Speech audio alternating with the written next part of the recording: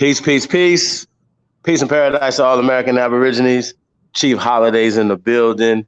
The truth is here. Hey, man, we got an honored guest this evening. The brother Crumb Snatcher from Crumb TV is in the building, y'all. Hey, Crumb, man, we just gonna get into this thing, man, because we don't want to wait till people get in here. They're gonna catch it. You already known in the community, bro. So yeah. So just wanted you to hey, man, peace. How you doing, brother? Peace and love. All is well. Thank you so much for having me on the platform. I'm a humbled and honored guest. That's right. So, hey, so a lot of things I like to do, man, is, so a lot of times so people can kind of know who we're talking to. What part of the country you broadcasting from? Are you from? I'm coming to the family live and direct from ATL, none other than Atlanta, Georgia.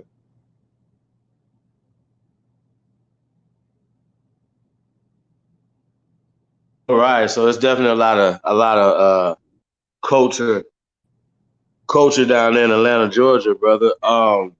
So man, I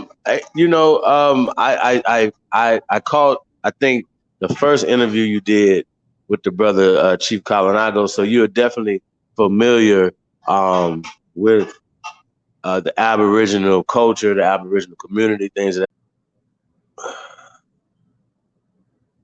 Testing. 1 2 1 2. Can I get some ones? Can I get some ones? Damn.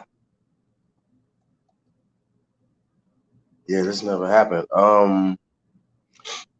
Well, if the worst case scenario, we just have to start back over. We're only 15 minutes in.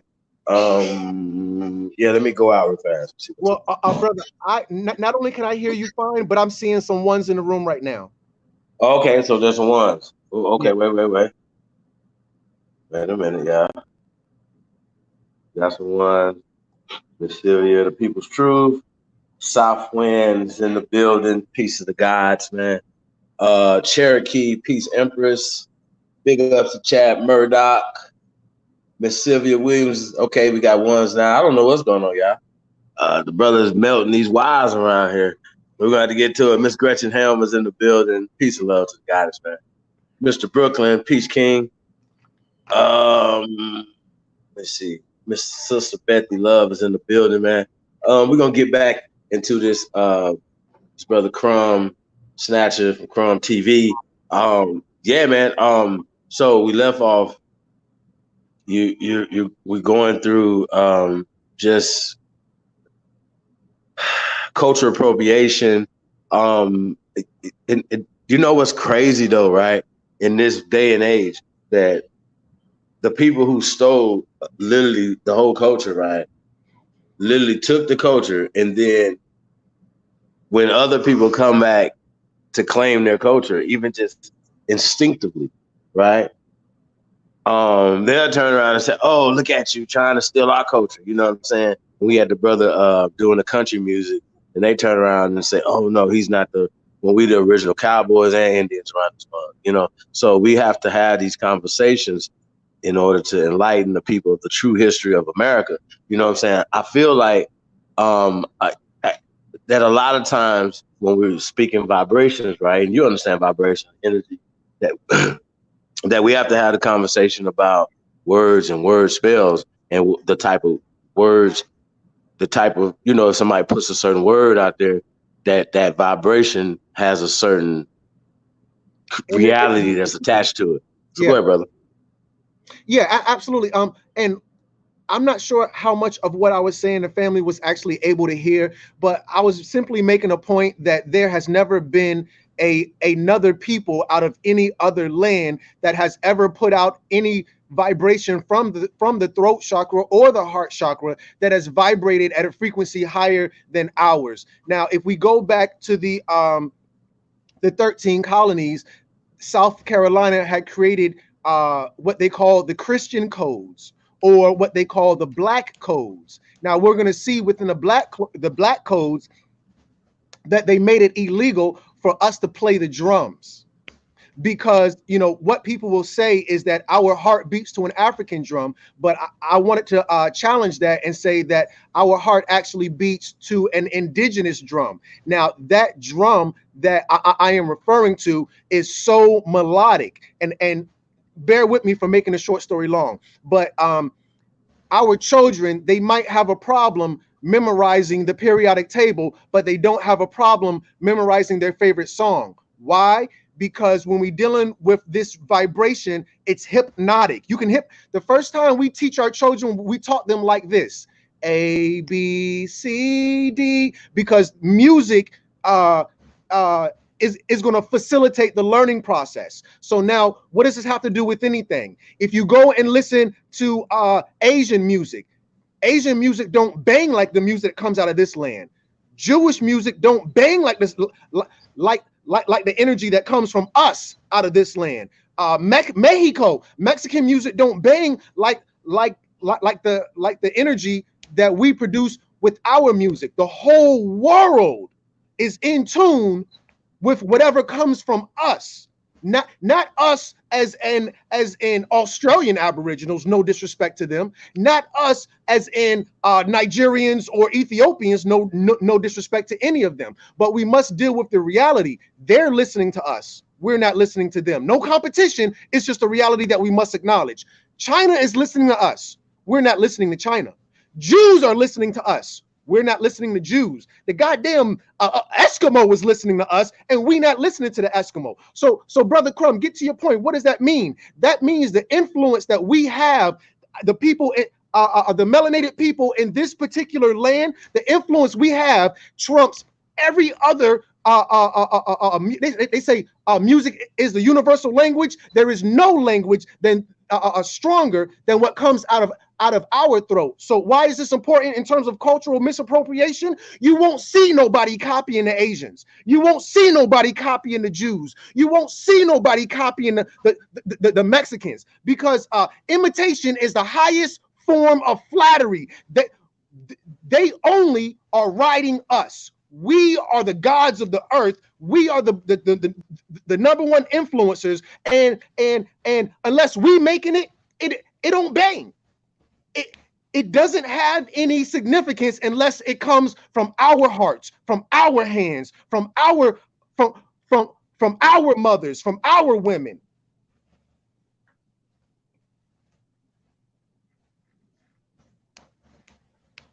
Yeah, man, that's crazy. Hey, we got Sister Gretchen. Peace, sis. Peace.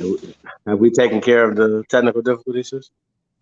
I hope so. I can hear now. This was the only way I was able to hear, so I just came up on the panel. Okay, that's cool. Hopefully we got some ones that everybody got it in there or whatever. We want to be everybody to be able to hear it, fire the brothers dropping, because we're just getting started, man. It's about to get interesting. Because I've just seen an interview that he did with the Fly Guys. Shout out to the Fly Guys, man. So we're gonna talk about that. We're gonna get into a lot of different topics, man. I'm gonna ask him about ADOS. I'm gonna ask him, obviously, he sees stuff from when you got a guy that has the most extreme view on something, right? From the fuck Hmm. Kobe Bryant to whatever. So yeah, I feel like there has to be room for all conversations, you know what I'm saying? So it has to have the stream of all conversations. And like I said, I like to think that those type of energies collide. So shout out to the brother Crumb Snatcher from Crumb TV, y'all. So go check him out, Instagram, YouTube, everything's on. You got any questions so far, sis? First I want to say thank you to Crumb TV for Brother Crumb, for being so patient and waiting for us to get the technical difficulties together. I want to say hello to everyone in the chat. Back and forth up on the panel and in the chat right now. But no, I don't have any specific questions for Crumb. I'm gonna listen in right now. That's okay. I'm gonna mute my mic. And I want Okay, to Gretch, thank you. Hmm. Thank you too. And y'all know Gretchen put the interview together and stuff. So we getting ready for the to launch a new show. Um, and we're gonna be doing it's gonna be a true tube exclusive, y'all. So be on the lookout for that, man. So we working on that thing, man. So we definitely thank the brother Crumb for coming through. So the question, another question I got, because definitely I didn't know about the Huey thing, man. That's interesting. Um, Correlation right there, which is dope. Crumb Snatcher. What did that concept? Why would you name yourself that, bro?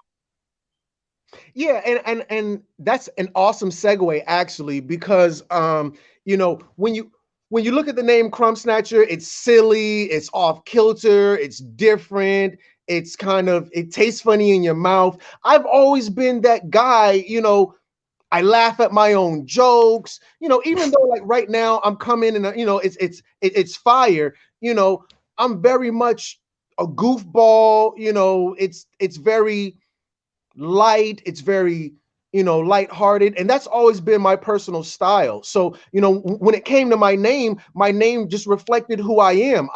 You know I one time I tried to holler at this girl, and because I was so different, she's like, "Are you the police?" Because and like my friend's mother, I'm sorry, yeah, my friend's mother, she said, you're very, and she paused, very long and uncomfortable. It's a very long, so I'm like, very, she's like, you're very peculiar. And I'm like, wow, that's the first time I got that. So I've been called the cops, I've been called peculiar, I've been called weird, I've been called, oddball, so on and so forth. So my name just really reflected the type of guy I am. One of my very first videos that, I'm not gonna say it went viral, but it really reflected, me having an indifference and just being that odd man out. I did a video called Why I Drink My Urine, simply because, I'm that guy that's going to come with something that you're not ready for. It's like, oh, wow, I didn't expect this name to be Crumb Snatcher. All right, that's a little bit, and that's just a part of my style. Just Well, here's the thing, brothers. You just said something that I gotta rewind the tape back to. Now I'm not I know Dr. Sabi, I think Chief Calinago, shout out to Chief Calinago, they have, dealt with urine therapy. So you're saying that's what it's called, y'all, when you drink your pee.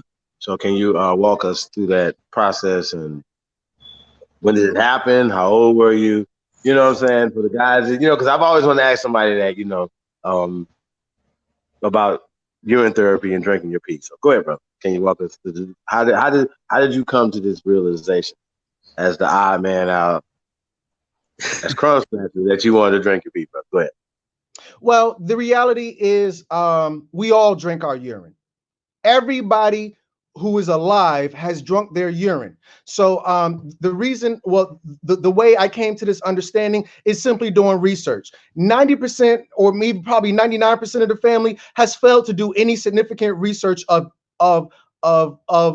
any amount, and before I get into the science of that, I just want to say this first. A lot of the family will tell you, because a lot of the family's indoctrinated. They went to Miseducation Elementary, and then by the time they went through that much, they went to University. So they started out in Miseducation Elementary and finally got their nigga degree at University. So now, if you go and look, 90% of the family will pop a goddamn pill in a heartbeat, and that ain't nasty. They'll drink a Pepsi in a heartbeat, but that ain't nasty. They'll eat chitlins, hog mog, even the goddamn nastiest thing in the earth, McDonald's. But they got a problem with drinking the urine. How is that, family? How the Talk that shit, man. Talk that shit. I was talking to my grandma. I said, Grandma, do you understand? Do you realize the people who make Pepsi don't even drink Pepsi? The people who own McDonald's don't eat McDonald's. Understand, that shit is reserved for the nigga society. So now when we're dealing with urine, the family may not understand this, but amniotic fluid, the stuff that the baby sits in for 9 months, well, let's say 6 out of 9 months, the stuff that the baby sits in, the woman be like, oh, my water broke. Sis, let me, to the family, did you know, press 1 if you did not know, amniotic fluid is urine. Your baby sat in urine for 9 months. Let's just say 7, 6 or 7. Press 1 if you didn't know that when you was a baby, When you sat in your mother's life water, that was urine, family. Surprise! Oh my fucking God. The rabbit hole goes deep. So now, if brother, have you ever seen the movie? I forgot what the movie was, but the star of it, his name was like Benjamin Button. He was born and he was old when he was first born, and as he got older, he got younger. You seen that movie before?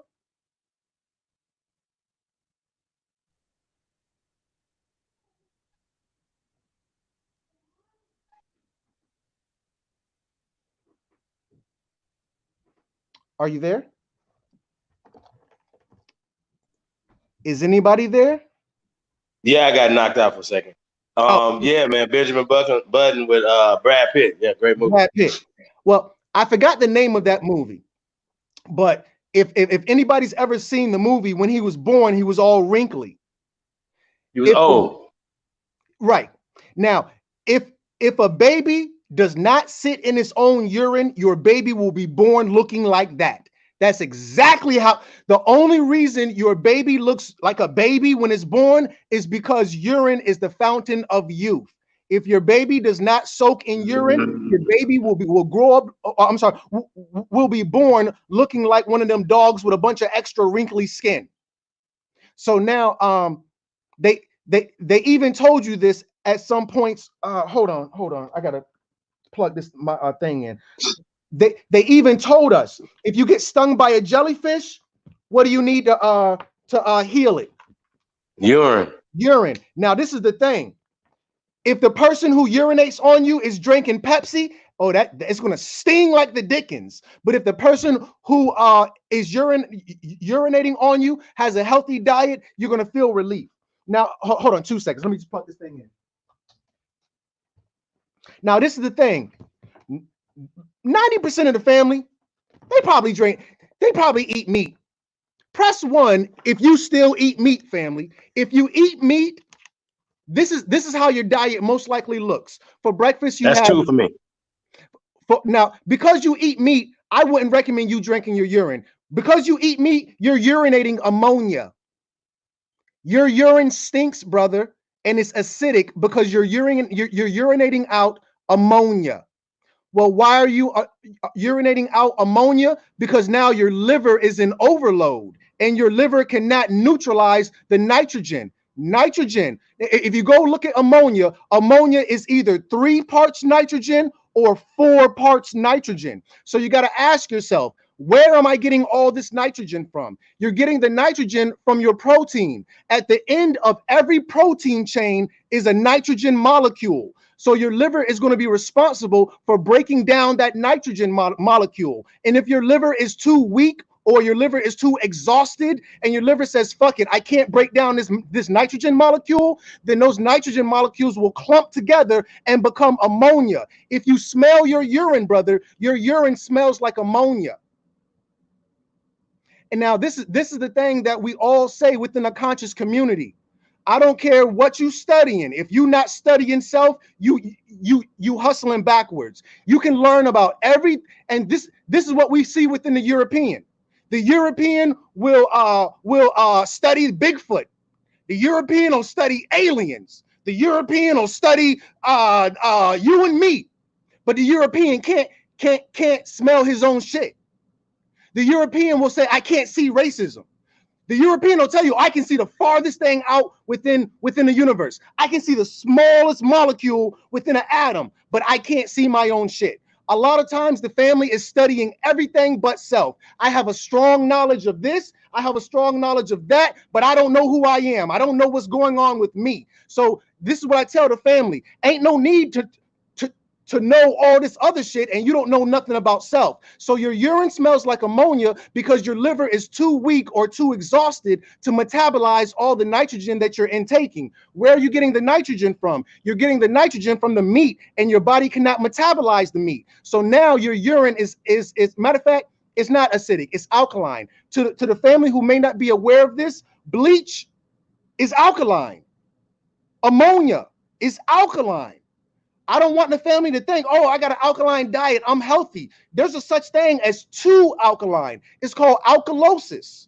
So now your body is in overload and is consistently reacting and it can never adjust. When your body officially adjusts, it's called homeostasis. When you get hot, you sweat. When you get hungry, you eat. When you get thirsty, you drink. This is the balance that the body is going to keep. Your body will forever be off kilter if you don't bring down the meat. Your liver cannot take it. A lot of times the family is going to tell you, they're going to say, oh, I've got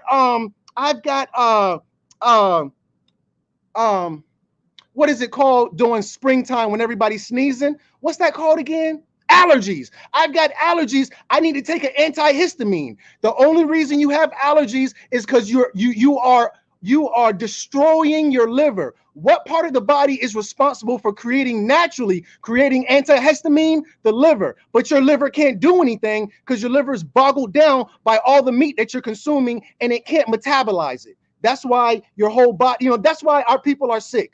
The family's so conscious, but they popping pills. The family is so conscious, but they sick. Well, we know everything except for how to help ourselves. So now, if we get our diet in tune, if we get our bodies in tune, we can heal ourselves. But we are so caught up in a European society that we'd rather pop pills. Well, Crumb, I'm not for the urine thing. I'm just going to pop these pills, eat McDonald's, and drink Pepsi. Well, with that said, you have a very niggerish way of life, and that's why the family hates me, because some people call a spade a spade. Well, Crumb is going to call a nigger. That's that nigger shit.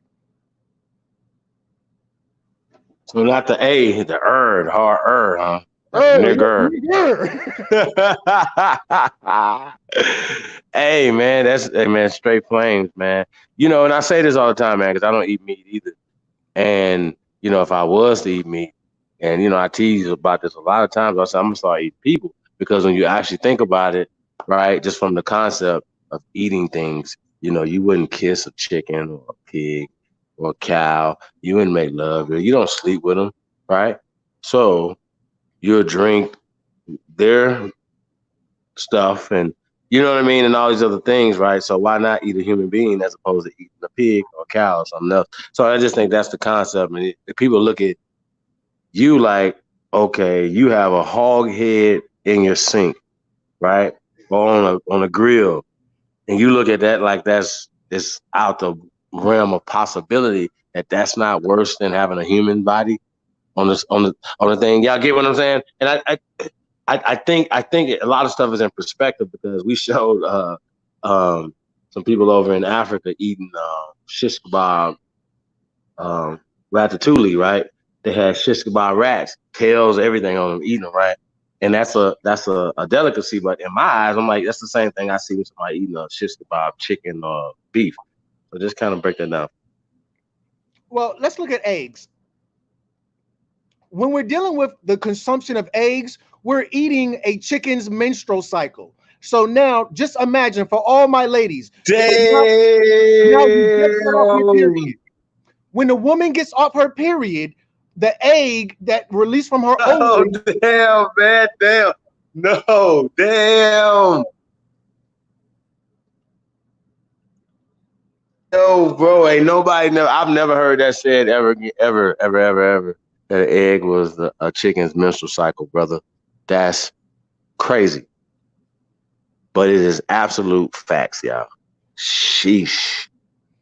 So now let's put it in terms of humans. My sister just came off her menstrual cycle. She did not get pregnant. The egg came and it dropped on her pad or her tampon or whatever like that. So just imagine some fucking sick ass weirdo taking her egg, scrambling that bitch up, and serving it gourmet. It's like, yo, and here's another one. Our people, they will say, Crumb, you're so nasty for drinking your urine. But our people find it very and utterly disgusting to drink a woman's breast milk, but we rather drink a cow's milk. You drinking cow's milk, but it's disgusting to drink breast milk? Where they do that at, nigga? Now that makes sense though. I would be like, can I go into the grocery store and be like, let me get some double D's? Yeah, like double D. Vitamin double D over there. Let me get that.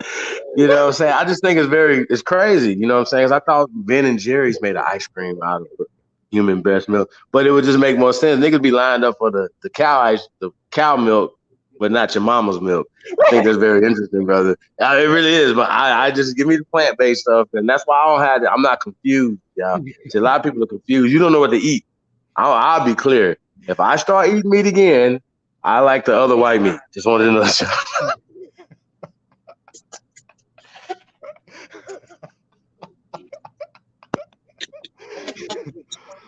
Chief, what's the other white meat? Pork? Becky. Oh, I'm slow. I apologize. Billy Bob. Justin Bieber around this motherfucker. I'll be hunting rich motherfuckers. They be like, yeah, Justin Bieber is missing. Yeah, I got a barbecue last night. Roasted his ass right on up, huh? Hey man, shout out to Harvey Weinstein getting found guilty, man. Somebody heard something. I seen a meme say, hey, maybe he'll fake his death too. No, they already have him on suicide watch. Pay attention. Good. Oh, that bitch died for 10 years flat. For real. Crumb.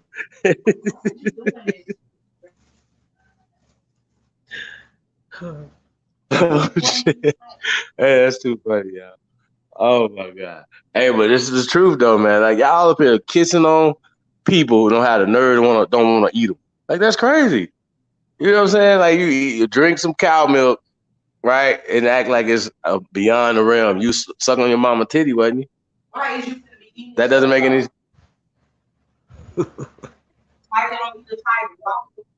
Well, everybody ain't us, so I'm just letting y'all know. So y'all better be glad I'm a vegetarian. Real, seriously, I'm working on being a vegan. I'm close. Well, if I could add value to that, brother, the one thing you said in the beginning, I liked it a little bit better because, you and I talked on the phone before I came on live, and I told you I don't do the labels. And, even though I'm very in love with the vegan culture, I do not approve of me being called a vegan. When you said earlier, you said a plant-based diet. So now I can do that a little bit better than being vegan. So now, vegans are very cultish. They're very Nazi-ish. It's gone to the extreme these days where the vegans can be very judgmental and it just kind of puts the people off. So I would rather go with what you said earlier to say, hey, I don't want to label myself as a vegan, but I will say that my diet is plant-based. I think that's a little bit more respectable. Okay, you just explained my next question because I was just about to ask, what's the difference between a vegetarian and a vegan? Well, the difference between a vegetarian and a vegan is that vegetarians don't eat meat. Vegans not only don't eat meat, but they don't eat animal byproducts, which is going to be milk and dairy. So if it comes from an animal, they won't eat it. But this is the thing about vegans that bothers me in terms of the extremities. They're going to tell you not to eat honey because it's an animal byproduct. But when my vegan brothers and sisters try to bring that to my attention, I simply ask them, when did bees become an animal versus being a insect? So the vegans tend to be a little more extreme than what I'd like to work with. I think we all are on our walks, and if for breakfast I eat some, chickpeas, hummus, avocado. For lunch, I eat a good hearty salad, with some black eyed peas. And then for breakfast, for dinner, I eat some vegan lasagna, and maybe I have some type of meat product, let's say chicken nuggets or something like that. That doesn't mean, oh, well, you fake because you ate some chicken nuggets. No, family. The problem with our society is 99% of your diet is meat and starch, and you don't eat no vegetables. If 99% of my diet is vegetables and I eat a piece of meat, I'm not going to beat myself up for that. I'm not going to do that. I just want to promote being rational. I don't want to be an extremist. Now, don't get me wrong, I just don't eat meat whatsoever. But with that said, if I do eat some meat, I'm not gonna, outrageous about it. You got some funny people in the comments as well. I just want to put that out there. I see him, and we got some clowns in the building, but hey, you know what? Krusty the Clown was in The Simpsons, so I guess they predicted the future. They will be in real life as well. Word. Where's that? What happened? Uh, uh so here's the thing, man. Um, Shout out to everybody, man. I so when we just talking about byproducts of an animal, right? So it's just when we talk honey, where does honey come from? Where do bees, do they throw it up, or does it come out the backside? Is it an excretion from males, from females? Are we eating their stuff?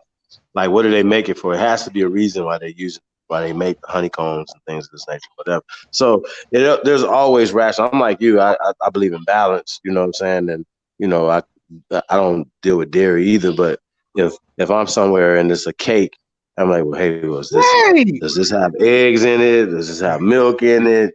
You know what I mean? Like, I don't get that extreme with it, but I should, because it really means something. It's like, something that's potentially clogging your arteries and a lot of other things, that meat that, I talk about this a lot of times, we talk about, meat being so negative, especially for men and your virality, you know what I'm saying? So, I don't want to get past the urine therapy, you know what I'm saying? But I want to segue back to just health, man, promoting good health and things of that nature, whatever, right? So we're talking urine therapy, right? Is this a daily thing, a weekly? I know I know that I'm getting to it, because now that I'm probably gonna never, ever in my mind, I'm never gonna be there. Like, I'm so clean that I drink my own urine. Yes, like, cause I'm drinking a Pepsi. Yeah, you know what I'm saying? Feel me? So At least be honest, Chief. I'm fucked up. Like, yeah, you know what I mean? Some Cheetos or some shit. You know what I mean? So my pee gonna have blunts in it. You know what I mean? So I'm cool. I'm cool on drinking Cheetos and blunts, y'all. I can eat it, be cool, right? So my point is, right?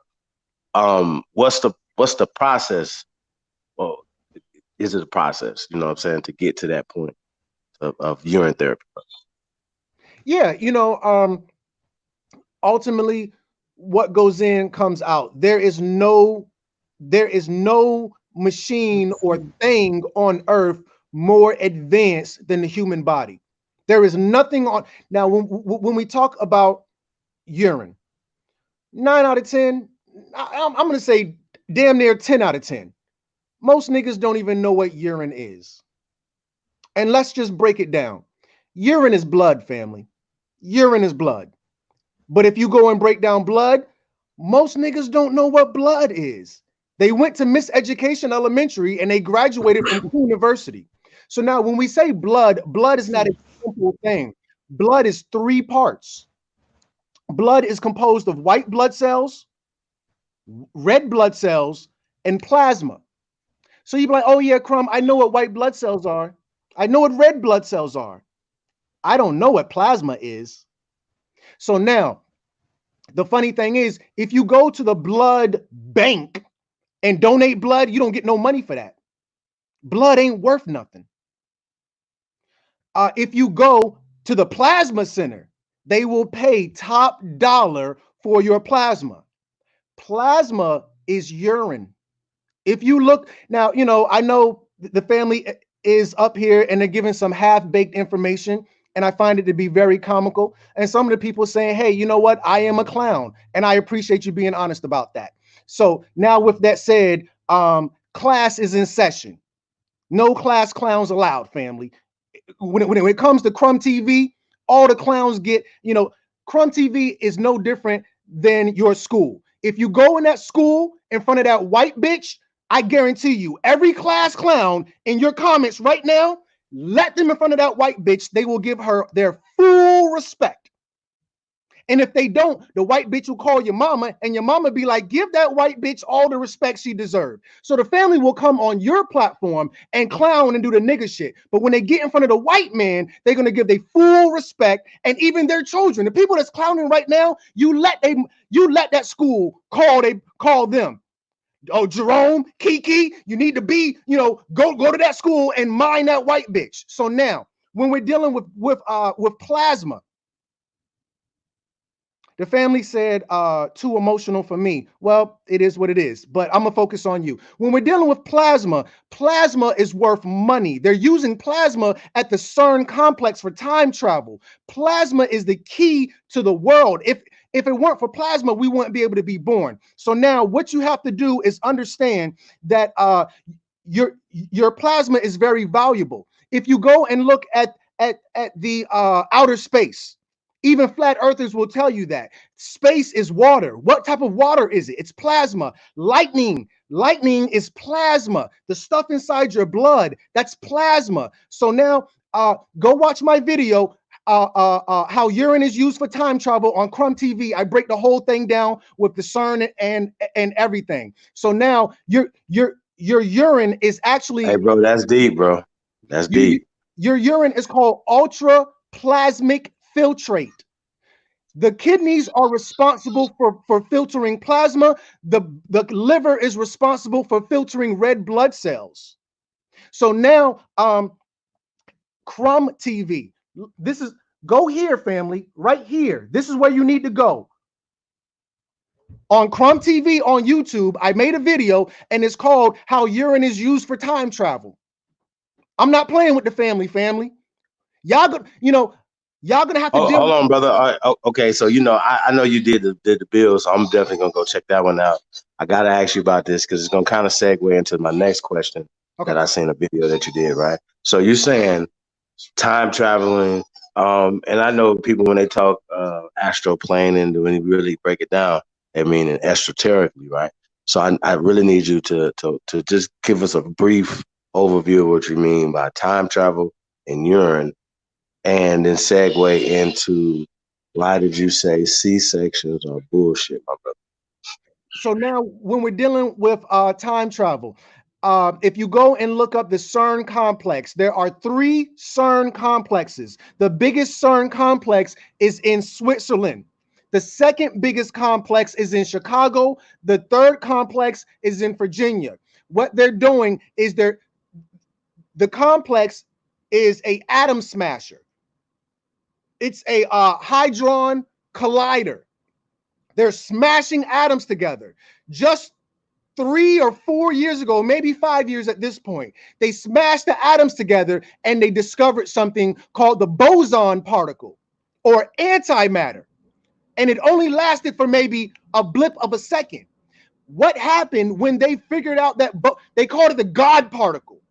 Why do they call it the God particle? Because they officially and successfully, with that God particle, ripped a hole into time. However, that hole closed back up within 1/8 of a second, probably within a millionth of a second. The only thing that's going to hold that hole open is plasma, which is urine. That's why when you go to those plasma centers, which are in the hood, your urine, brother, y'all be like, oh, Crumb, I don't know about drinking urine, and then go down there to that plasma center and donate your plasma, and then be looking crazy in the face with the $60.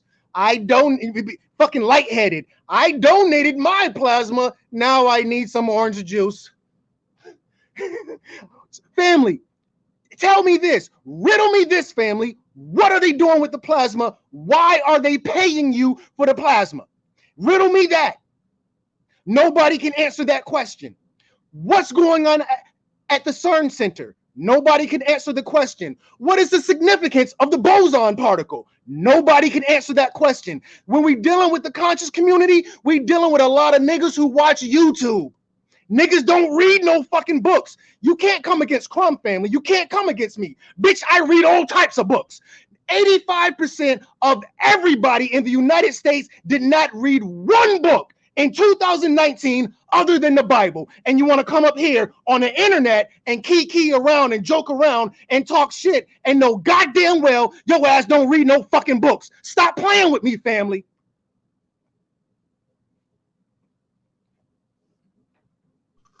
Y'all heard it here first, man. Crumb's going in, man. So yeah, man, I'm gonna have to definitely go check out that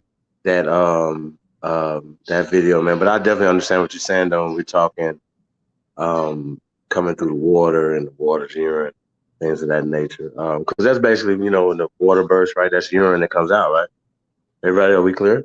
Like what is that the baby's inside urine is what we're talking about. So that would be what we're talking about, essentially, right? Because I'm just want to get clear on the time traveling part. Is that what we're talking about, brother? Absolutely. So not only is that baby, the only way that you can come through the pearly gates, through the divine feminine womb, is through urine. If you don't come through the womb with urine, your ass gonna be looking like Benjamin Button in that movie where he came out looking like an old fucking man. The Got you, and Bozark. that's the whole concept of them reverse time traveling because he got younger, he went to a baby state. Got you. I'm fucking with it, Crumb. In addition to Y'all that, heard it right here, right now, man. Y'all tuned in, man. The Crumb Snatcher, Crumb TV, man. Great shit, bro. It's good work, man. I like it. It's real good. So like I said, you said that C-sections are bullshit, right? And we speak on these type of things too, man, when we get into it. And I don't want the sisters to presume that that I can speak for them or anything like that. I can. So I can. Okay, well, let's get it. Let's go. The sister will tell you, Crumb, you a man. You ain't got no business speaking on women shit. Sister, I'm calling bullshit on your ignorant ass. I'm calling bullshit. Let me tell you why. Who is the mother of gynecology? Ain't one. There is no mother of gynecology. There is only the father of gynecology. That goddamn cave beast. You let a fucking cave beast man. What is his name, family? J. Marion Sims. Don't tell me I can't speak on gynecology, but you let that fucking white man speak on gynecology? Sis, you playing with me now. You playing with me. So now it don't got nothing. Brother, what if I told you 75% of all gynecologists was men? So now this bitch gonna come on the internet and tell you can't speak on on women's issues, and then she gonna go to that white man and let him stick his fingers up her vagina and tell her about vaginal health. Go look at the goddamn tampon. What does the tampon look like, brother? You know what it looks like? The tampon look like a white man dick. Why? Because a white man invented the goddamn tampon. A white man invented that goddamn tampon, and she gonna come up here and tell me I can't speak about women's issues? That white man told you how to have a baby. Hold on, family. Hold on, baby. You telling me that white man told your ass how to have a baby? That nigga ain't never had no babies. And he gonna tell you how to have a baby, and then you gonna come up on a fucking internet and tell me I can't speak on women's issues? Bitch, you stupid. You stupid, you insincere, and that's a double standard with your racist ass. Because what's good for the white man is good for the world.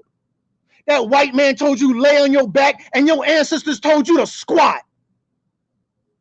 Don't come over here with that shit, family. Don't come over here. Stay away. Don't go chasing waterfalls. Listen to the cave beast and the Tamil who you used to. I know that you gonna do it the white way or no way at all. But bitch, I think you moving too fast. You phony, family. You phony. Don't pay that white man $15,000 to have a baby and come on the internet and tell me a man can't speak on a woman issues when you know your doctor is a man. Who is the most famous gynecologist in the world? It ain't a woman. Dr. Huxtable. Brother, do you know who Dr. Huxtable is? Cliff Huxtable? You know who that is? That's Bill the Pill Cosby. Go back and watch the Cosbys.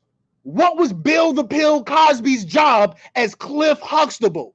He was a gynecologist, and you loved it. So don't come and tell me a man can't speak on a woman's a man can't speak on a woman's issues when the most famous gynecologist is Bill the Pill Huxtable. Sis, you need somebody to call you on your shit. And who's the bad guy? I'm the bad guy. Who is the most hated person in the conscious community for talking that shit? It's me. I'll be the bad guy. I'll be that. I'll be it. So yeah, man. So I it's always interesting that we did, that was the way of birth was squatting. You know what I'm saying? So can you speak on just we talk gravity and it seems like this should be kind of a mute point at this point, but can you kind of speak on that, how they have the sisters laying on their backs now and then they'll tell you, oh well, you're having all these complications, all this pain, why don't you just cut it out and it's easier. Can you speak on that a little bit first? Absolutely. So now this is the thing. 85 studies show that 85% of our people did not read one book last year other than the Bible. So now the sister's going to study every goddamn thing except for herself. She out this bitch studying Atlanta Housewives. She's studying Mac. Mac makeup. She's studying Fendi bag and Gucci bag, but she's not studying herself. So now when we're dealing with the vagina, you're going to have the vaginal canal. Right above the vaginal canal, you're going to have the cervix. Right above the cervix, you're going to have the uterus. The baby sits in the uterus. So now when it's time for the baby to be born, now keep in mind, if the family doesn't understand, then I'll break it down. Heavy things go towards the bottom. Like, let's say you got, I'm trying to think of something heavy on one end and light on the other. I can't think of anything. But when a baby is in the womb, the baby is head up or maybe head to the side or maybe head facing forward. But eventually the baby's head is the heaviest thing on the baby's body. So now because the baby is suspended in animation, floating in urine, the baby's head is automatically going to go to the bottom because the baby's head is just so heavy. So now when the baby's head becomes heavy, the baby flips upside down naturally. So now when the baby's head is upside down, the head is literally sitting on the woman's cervix. The only thing that's going to make that cervix dilate is pressure. The only thing that's going to make the cervix dilate is pressure. So now, the only way for her cervix to dilate is if she's in an upright position. Now, this is the thing. If you go to these nigga hospitals, Johns Hopkins University, you go to these nigga hospitals, they're going to tell you, oh, your cervix ain't dilated enough, go home. You're not ready to give birth. If you go to those posh hospitals out there in LA, you go to those hospitals, in those hospitals, they got treadmills. Not only do they have treadmills, behind the treadmill, well, on the side of the treadmill, they have this little wall where it looks like you're walking on the beach or you're walking through a city or something like that to keep it very, to keep a certain aura where the mother's in a positive mind state. So now, this is what your grandma told you. Walk that baby out. Well, what did grandma mean when she said walk the baby out? The more you walk, the more the baby's going to sink. The doctor's going to feel her stomach and say, okay, the baby hasn't dropped yet. The baby, the more she walks, the lower inside the uterus, the baby will sink. As the baby sinks lower into the uterus, the baby puts more pressure on the cervix. The more pressure on the cervix will cause the cervix to dilate. If she's laying on her back, there is no pressure on the cervix. That's why she sat in labor. I was in labor for 24 hours. Sis, you playing with me. You playing with me, sis. You playing. You should not be in no fucking labor for 24 hours. If you lay on that bed and you not crowning, get your ass back up and walk. Walk the baby down to the cervix. When the cervix feels pressure, it will naturally dilate. Brother, let's say you do like this. You're gonna, there's a reflex. Let's say your nose is running. There's a reflex. Let's say when you swallow, all you gotta do is swallow to about here. There's a natural reflex where the body is gonna take over. It's called involuntary action. If you walk that baby down, the cervix will produce an involuntary action of dilation. The reason she's on the bed for so long is because she failed to walk with her lazy ass and she failed to do any research. All our women do is watch TV and fuck. You've been doing too much fucking and not enough research. Surprise! Now your ass need a C-section. Keep in mind, the doctor not going to tell your nigga ass to walk because he's going to get approximately $3,000 more to perform a C-section. Why the doctor going to tell you to walk? His side bitch need a new fucking car. Well, Miss Jenkins, just go and walk. No. Now it's a conflict of interest. The doctor's office does not operate in your best interest. It's a business at the end of the day. Healthy people are bad for business. No complications are bad for business. So you're going into this hospital expecting this doctor to be right and exact. The doctor is not right and exact. The doctor is going to operate with bias. The first law of life is self-preservation. The doctor is going to say what he needs to say to keep his fucking job, to keep his fucking heroin habit, to keep his gambling habit, to keep his side bitch paid, to make sure his drug addict children can pay their way through through college. Because his children didn't graduate through college. His children just paid enough to get through. Well, Dr. Belansky donated so much to this college, we've got to pass his children.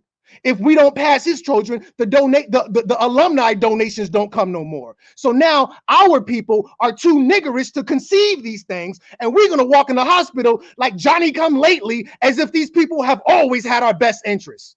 Family, where the fuck you been the last 400 years?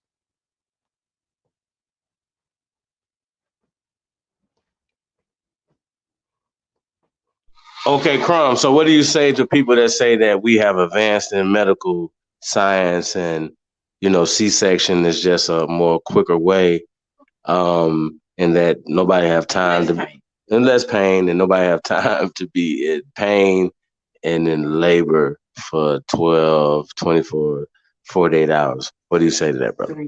Number one, we have not advanced as a society. That's why they killed Dr. Sebi. That's why they killed Nipsey Hussle. That's why they kill all these natural healers. That's why you can't use the word cure. That's why your doctor isn't going to recommend health and exercise and mandate those things versus prescribing you a magic pill. It is not in their interest to find a cure for cancer. Now, when we talk about medical science, you're going to notice the phenomena of big pharma is relatively new. Those commercials where they say, "Are you having back trouble? Take this pill." And then at the very end of the commercial, they start talking real fast. May cause delusions, suicidal thoughts, internal bleeding, and they go on for days and days. Like, what the fuck? These things do not help you. They have not. When we're dealing with medical science has only come to a certain point in time in terms of sophistication based off Henrietta Lacks. Henrietta Lacks is the only woman in the world who will live. I'm sorry, she's not the only woman. Henrietta Lacks will live forever. Henrietta Lacks is an immortal. Big Pharma is based off Henrietta Lacks. If it weren't for Henrietta Lacks, they would still be trying to cure your ass with some fucking aloe vera. Chat room. Big Pharma is new. There was no Big Pharma when you and me were kids. Those commercials weren't around when you and me were kids. 90% of the medicines that you know today only came around since year 2000. We have not advanced. Just during the Civil War, which was only 151 years ago, The Civil War, if your ass got grazed, pah, they shoot you. Zoom, you get a fucking hangnail. What are the doctor gonna do? He gonna cut your whole fucking arm off. All right, you got a hangnail. What's the solution? Amputate. We have not come far. They just got done using leeches. These people still, can't figure out the placebo effect. These people don't know shit. They've simply convinced niggas that they know shit. If a white man forgive me, family, when I say white and black, you know what I mean. If a white man go to the doctor, he will ask his doctor, how many people have died on your watch? A nigga won't ask that. Niggas go to the doctor, okay. A white man, I went to the doctor with my grandma. I asked the doctor, I said, what's your mortality rate? The doctor said 40%. I said, grandma, let's go. Grandma and that bitch looking stupid. Mortality rate? What are you talking? I said, grandma, 4 out of every people that this man touched, they die. 4 out of every 10 people in his care die. But niggas won't ask they doctor shit. That's the only reason we've advanced in medical bitch, no, we haven't. That doctor killed more people than a little bit, but your nigga ass is scared to ask questions and you go with the flow. 85% of our people did not read one fucking book last year beyond the Bible. We ain't advanced nowhere. Niggas just don't read. That's what we dealing with. It's easy to fool a dumb nigga. That's the only thing we dealing with right now. Niggas don't know shit, so it ain't hard to fool them. That's it. These doctors don't know shit. Your fucking doctor's unhealthy. Family, where I come from, that's called a blind leading the blind. I saw this doctor, the bitch kept sweating and sweating and sweating. I said, grandma, look at Dr. Mielansky. His ass sweating like a fucking pervert. Grandma, think about this. If he's sweating, because he was a fat ass doctor, if he's sweating profusely, just imagine when he do surgery. There's a 99% chance that he's sweating into the surgical wound. Your doctor is a fucking heroin. Heroin used to be in our community. How did they take care of that? They locked your silly ass up. Now heroin is in the white community. Who's doing all this heroin? Fucking your doctor. Your doctor's a fucking heroin junkie. Stop playing with me, family. I work at the hospital. One of the doctors at the hospital I work at, they caught, because he had too many people dying on his watch. You know, keep in mind, doctors don't go to jail for killing people. Brother, can you name me one doctor that you know of who has went to jail for murder based on his practice? Can you name one? Well, let me ask you a question. You had the brother Conrad Murray went to prison for Michael Jackson. Now, I don't know how they put him in prison. But they put him in prison. And I know they have malpractice insurance or some shit, but I don't know why Conrad Murray was targeted to be put in prison for Michael Jackson. I think we both know, because he's a brother. When a white man shoot a brother, he gets exonerated. Who was the last cop to get locked up for killing a civilian? It was a black cop. 9 out of every 10 cops who are locked up for killing civilians while on duty are black. Conrad Murray was a brother. Had Conrad been a troglodyte beast, his ass would have walked. The last doctor who went to jail for killing people was Dr. Kevorkian. Dr. Kevorkian. Mercy killings. So now, these people do not. I think if you go look at the statistics, yeah, Kanye, somebody is banging hard in the comments. Shout out to them. Conrad was the fall guy. Let's be clear. Conrad was the fall guy. Conrad was writing all. Conrad was getting kickbacks. They wrote Michael Jackson so many fucking prescriptions. Michael Jackson should not have been allotted those prescriptions, but they knew they had to write it. But hey, this is a celebrity. I don't want to lose his business. So now, if you go look at how many doctors get locked up for medical malpractice, it's less than 0.01%. It's less than, family, y'all gonna have to start fucking reading. Stop with the fucking opinions and get your ass into a family. I know you scared, but open these fucking books. I know that you, when you on the internet, your ass on YouTube watching Beyonce videos, but your ass gonna have to watch some educational lectures. Who is Crumb? Crumb is the resident bad guy who talks shit. I don't call a spade a spade. I call a nigga a nigga. We're gonna have to stop with this nigga shit, family. We're gonna have to stop with the nigga shit and go do the research. I know goddamn well every person up here talking shit about me, they don't go to the doctor and talk shit. You go to the doctor, okay. The doctor, go ask your doctor how many people has died in his care. I guarantee your doctor will treat you different after that. Your doctor will be like, oh, this nigga ain't on that regular nigger shit. I can't just do him like any old thing.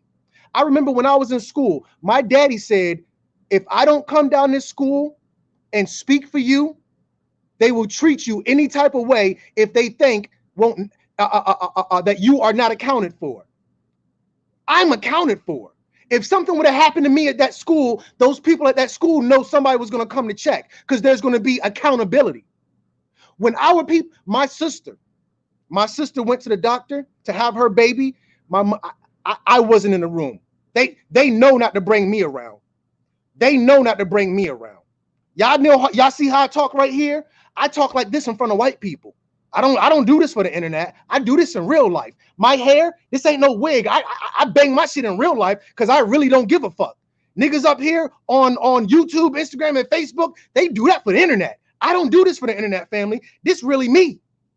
So my family know not to bring me to no hospital because I'm gonna keep them accountable. So my sister came up, well, my mother came back and she said, man, it was like a war zone in there. Blood was everywhere. But you know, it was your sister's fault though. She this and you know, this is the reason and that's the reason. I said, mama, how much accountability does the doctor have? Oh no, it was your sister. It wasn't the doctor. Okay, so it was her and not the doctor. So now the doctor knows if he do some fucked up shit to you, there's no accountability. Nobody's going to check on him. Nobody's going to check behind. I'm sorry. Nobody's going to check on you.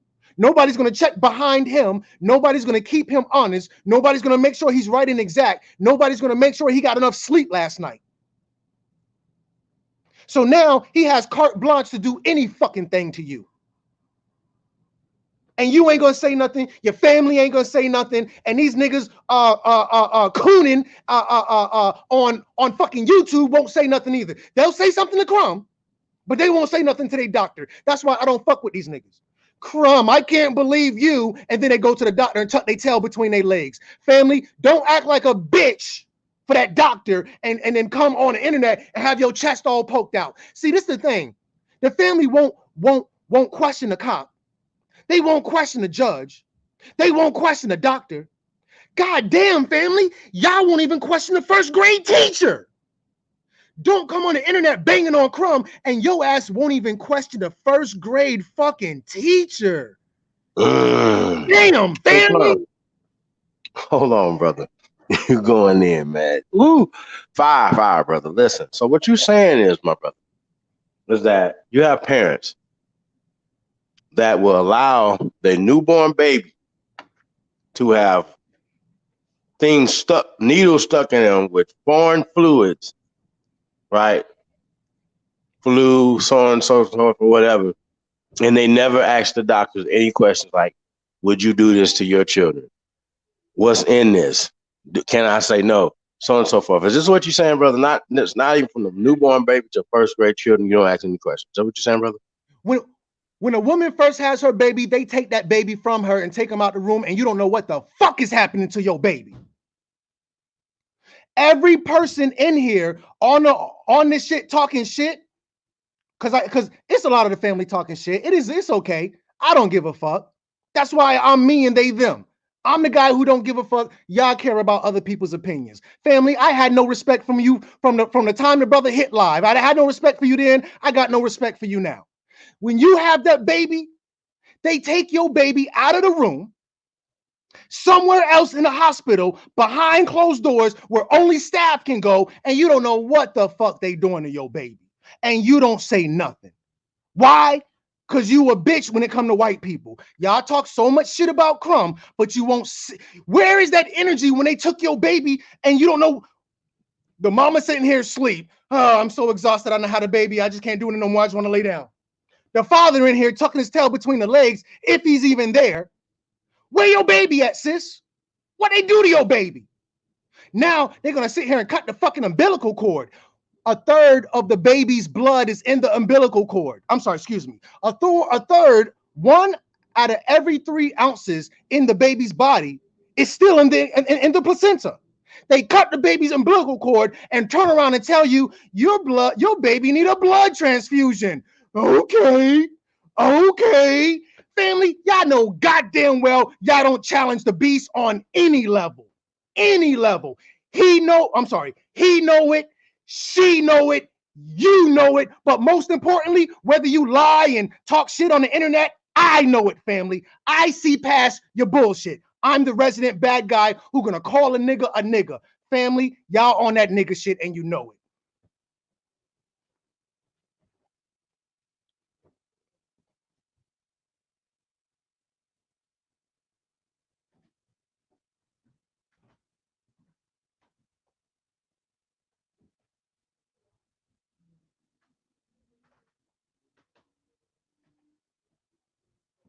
Brother, you still there? Yeah, I'm here, man. That's heat. So the bad guy, right? You definitely going in on the stuff. So I got so many questions, man. There's so many clowns out there that we can go in on. I wanted to ask you about ADOS. I wanted to ask you about signing up TV. You know what I'm saying? When we talk conscious community, you know, just a lot of other the conscious so-called leaders out there that are directing black intelligentsia, so to speak. You know what I'm saying? So and we know when we're talking about we saying black what we're saying, but I think we're gonna have to have a real conversation about this word black. Are we using it? Are we giving it away? So on and so forth. So yeah, bro, just give me your opinion on that whole from ADOS to Umar to Tariq, so on and so forth. When we're dealing with ADOS, what we're dealing with is feel good gospel. When we're dealing with ADOS, there is no legislation backing it. So now, when you're going to bring something to the political arena, when we're dealing with the political arena, we're dealing with pen and paper. When we're dealing with the political arena, we're dealing with the ethos that the pen is mightier than the sword. So now in this political arena, if you're going to deal with ADOS and say that, hey, you know, because of our background, we are demanding or you know, looking to see where you place your vote. There is no bill for the Senate, for the House, for the executive branch, for anybody to vote yay or nay on. It's simply just talk. So the family's like, oh yeah, well, it sounds good, but there's nothing to vote on. Or I don't like it. There's still nothing to vote on. The family doesn't understand the political process.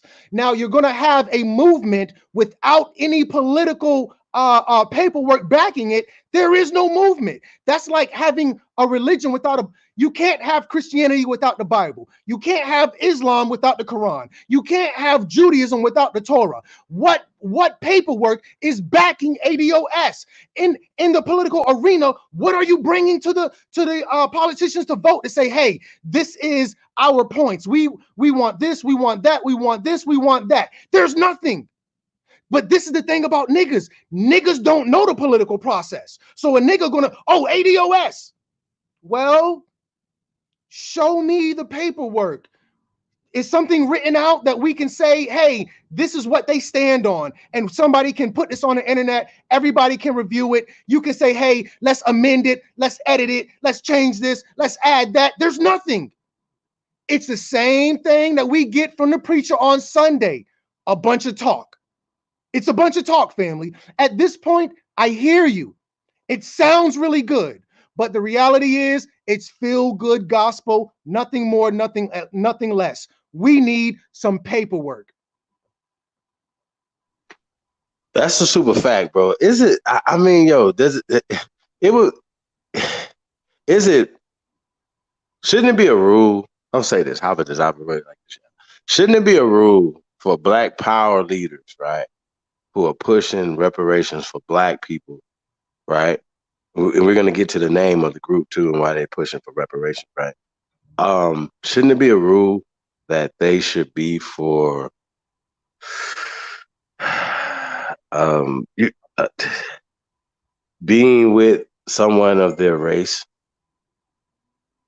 of the people that they say that they're pushing for, like the person that they say that they're gonna spend their life with, right, will not be is not a member of the group that they say that they are leaders of. Y'all get it? Does that make any sense to you, bro? My apologies. Could you rephrase that question for me one more time? Okay, so both the leaders of ADOS, it has been reported, right? Now I'm not in nobody's bedrooms, but they should be proud of who they're married to, right? Oh, Are both married to Caucasian women, and if you just watch both these people and the things that they're talking about, you would never guess that they have Caucasian wives, brother. So I think that's very interesting. So speak.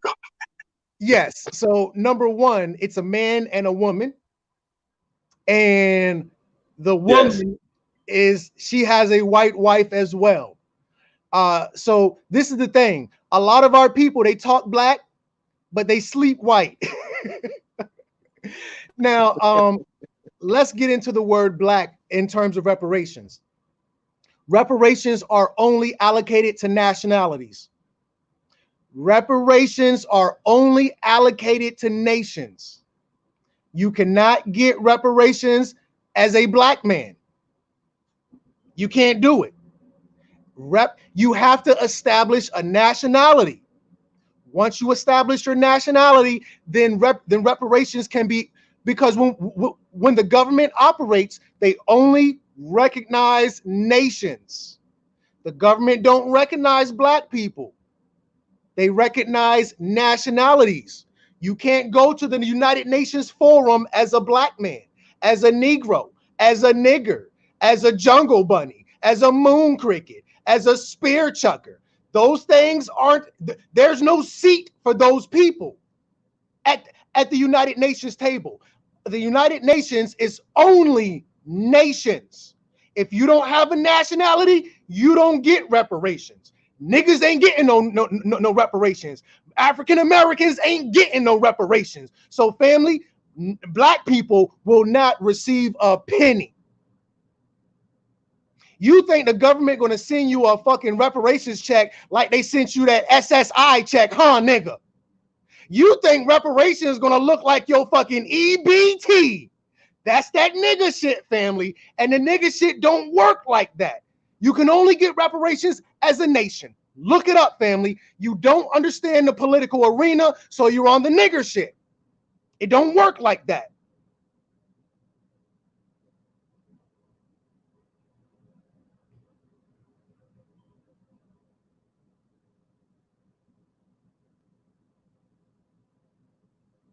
Now, while the brother is waiting, I just want to say, if anybody wants to know in terms of my personal political affiliation, I am a communist. I am a communist.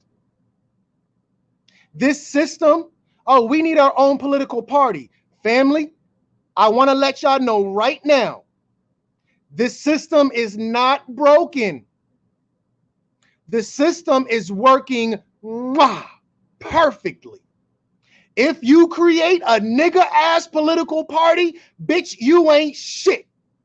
Because the system was never made for you.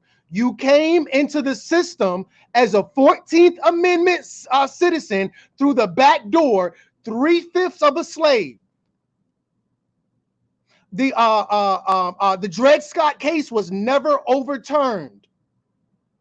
That was done in the highest courts of the land and was never overturned, family. Having your own political system, having your own political party in a broken system is not the solution.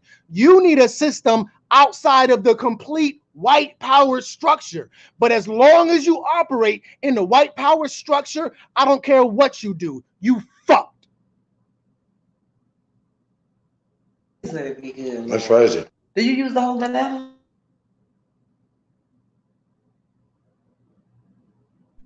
So,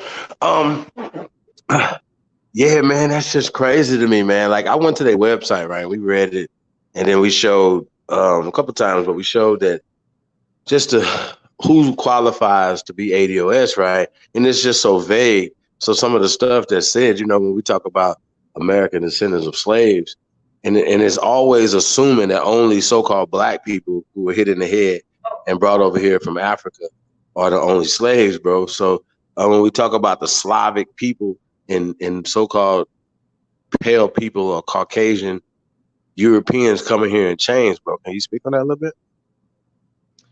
My apologies. What would you like me to address? The pale slaves who came in chains from Europe. You're talking about the Irish. There's more than the Irish, Slavic people. That's where the word slave come from. Right. Now, when we're dealing with the word slave, that originated in Europe. The Slavics never came to America. When we're dealing with the indentured service, those were the Irish. They're going to tell you that the Irish built the White House, the Irish picked the cotton. Now, if you go and look at the Irish, they're going to tell you that back in those days when the Irish first. Now, when we're dealing with the word white, white is a status, not a race. White is a status. Me, I'm a white man.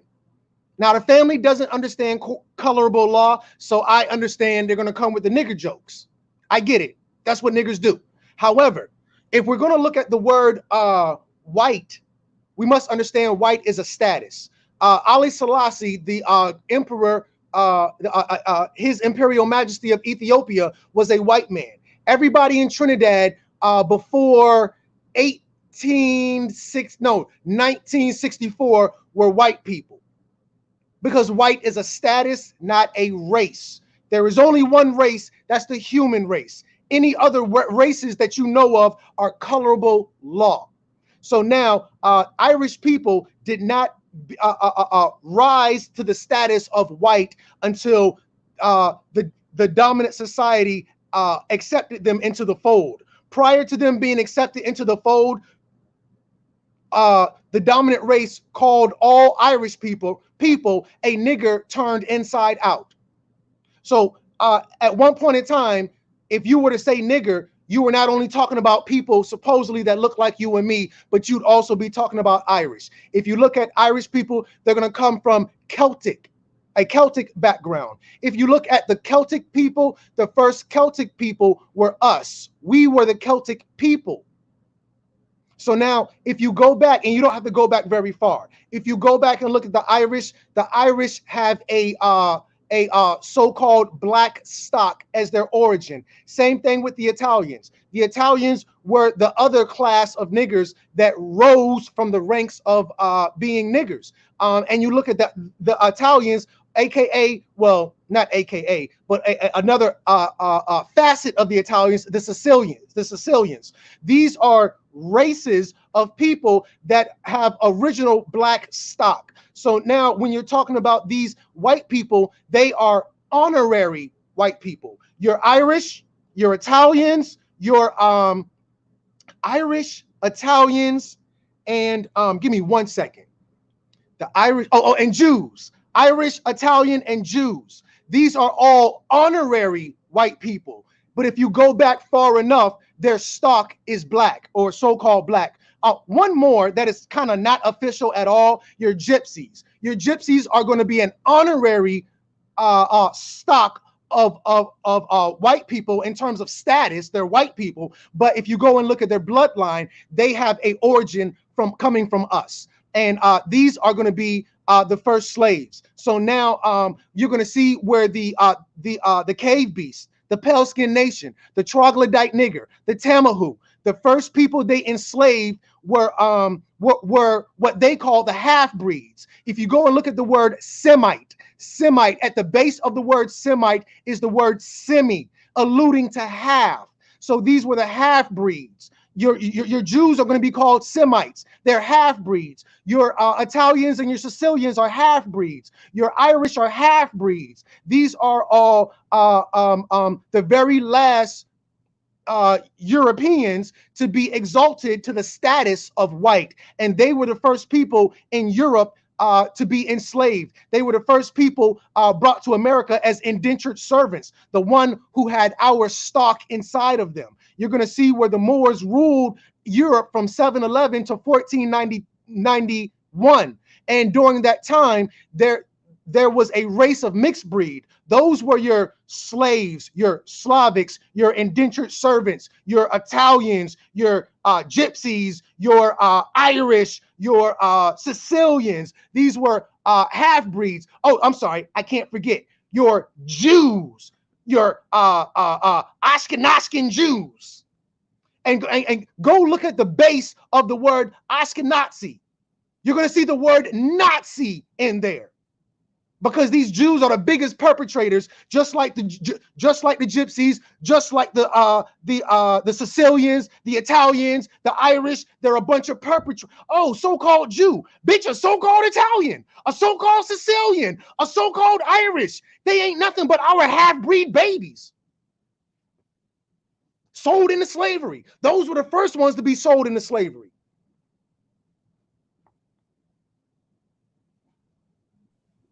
Well, I mean, you know, like I said, I know that they're using slave ops and they're rewriting history and they're putting certain people. So, oh, I've literally talked to people who I thought that would be pretty enlightened people who would say they would be woke. And then they'll say, well, look, black people are slaves and white people are servants.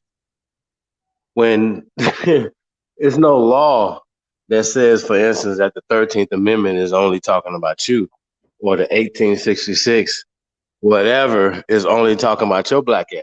What happens is that the people who are writing the passage, the book, whatever, they're putting their, what am I going to say, imagination, right?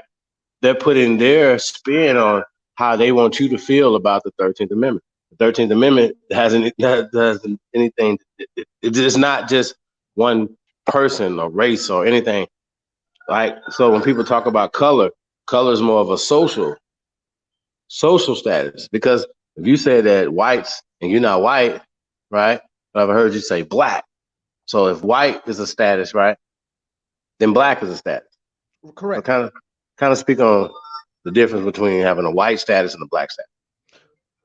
So I'm gonna get somewhere in a minute because when we talk about the 3/5, that doesn't have a color on it either, brother. But go ahead. I'm live.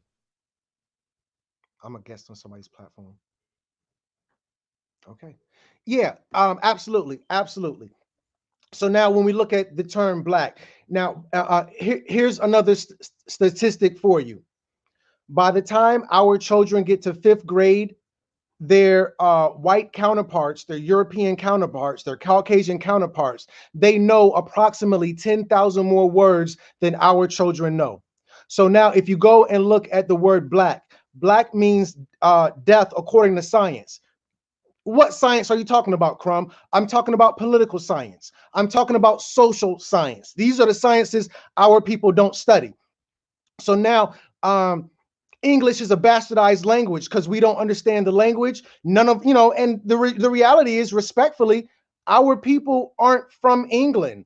So for me to be held accountable for a language that is of the foreigner's tongue, why would you hold that against me? And I agree with you 100%. But because we are in an oppressed state where we are forced to acclimate to the oppressor's language, we must, through military science, understand what they are saying. So now when we look at this bastard language, we have to deal with etymology. We're going to have to transfer over to different languages. So now in terms of English, you're not going to find how black means deaf in terms of status. You're going to find it in Spanish. So now the equivalent of black in Spanish is negro. If you go look at the etymon is the origin of the word. We must deal with origins because definitions change. If you go look up the word egregious right now means something incredibly bad. But the origin of the word egregious means something incredibly good. I see my brother is up here and he's teaching in the comments. Peace and love. I'm gonna get to what you're saying because you are right and exact. But let me just finish this and then I'm gonna get back to black. We look at the word awful. If you look at the root word of the word awful, it's awe. Awe is something awesome, amazing, but awful is something bad. If you look at the origin of the word awful, it was something excellent, something good, egregious, something excellent, something good. Smart means something painful. You know, you punch the little white kid, ouch, that's smarts. By the time our children get to 5th grade, their European counterpart knows approximately 10,000 more words than our children. So we must understand this language and the corresponding languages abroad. So now if you go look at the word black in Spanish, you're going to see the word negro. If you look at the origin, not the definition, definitions change. Bootylicious is in the dictionary. So don't bother with any definitions. Bootylicious has a definition. Hey, Crumb, though, here's my only thing, with that, brother, is, and it's got to be a reason, but I don't know where that statistic come from that they know by the 5th grade so many more words than we do, right? But I don't know what are they doing anything different? Do they, like, they got the same English classes that we have, right? 1st to the 5th grade. So how do you explain that they have more words than us because they're watching Saved by the Bell or WWE or whatever, you know what I'm saying? They have the same distractions as we have. What's going on obviously at home that's not happening for our children to put them 10,000 words behind? Like what's going on, bro? There's the key word. Who is the child's first teacher? Mother. The mother. It doesn't matter what that teacher at the school is teaching them. It matters what's being taught at home. They are manipulating the language. So now you're going to see words like aren't, isn't, cannot, couldn't. This is all the poor man's dialect, but they introduced the poor man's I'm sorry, not the poor man's, the ignorant European. So when Europeans had a problem saying could not and they said couldn't, they said, all right, well, we're going to make that an official language. Couldn't is going to be official from now on. When the European didn't say cannot, he said can't. All right, well, we're going to make can't an official word. So now we're going to base the language off of how they speak.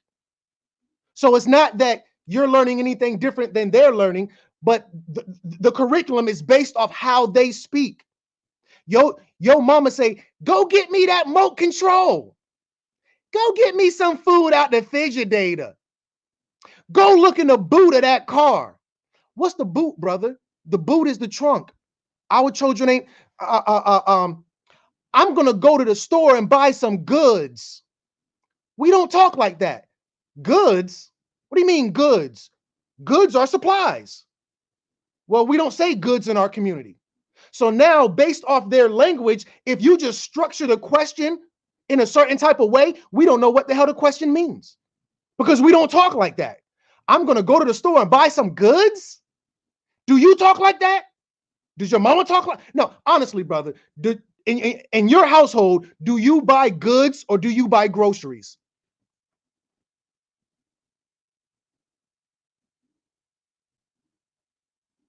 Yeah, man, that's dope.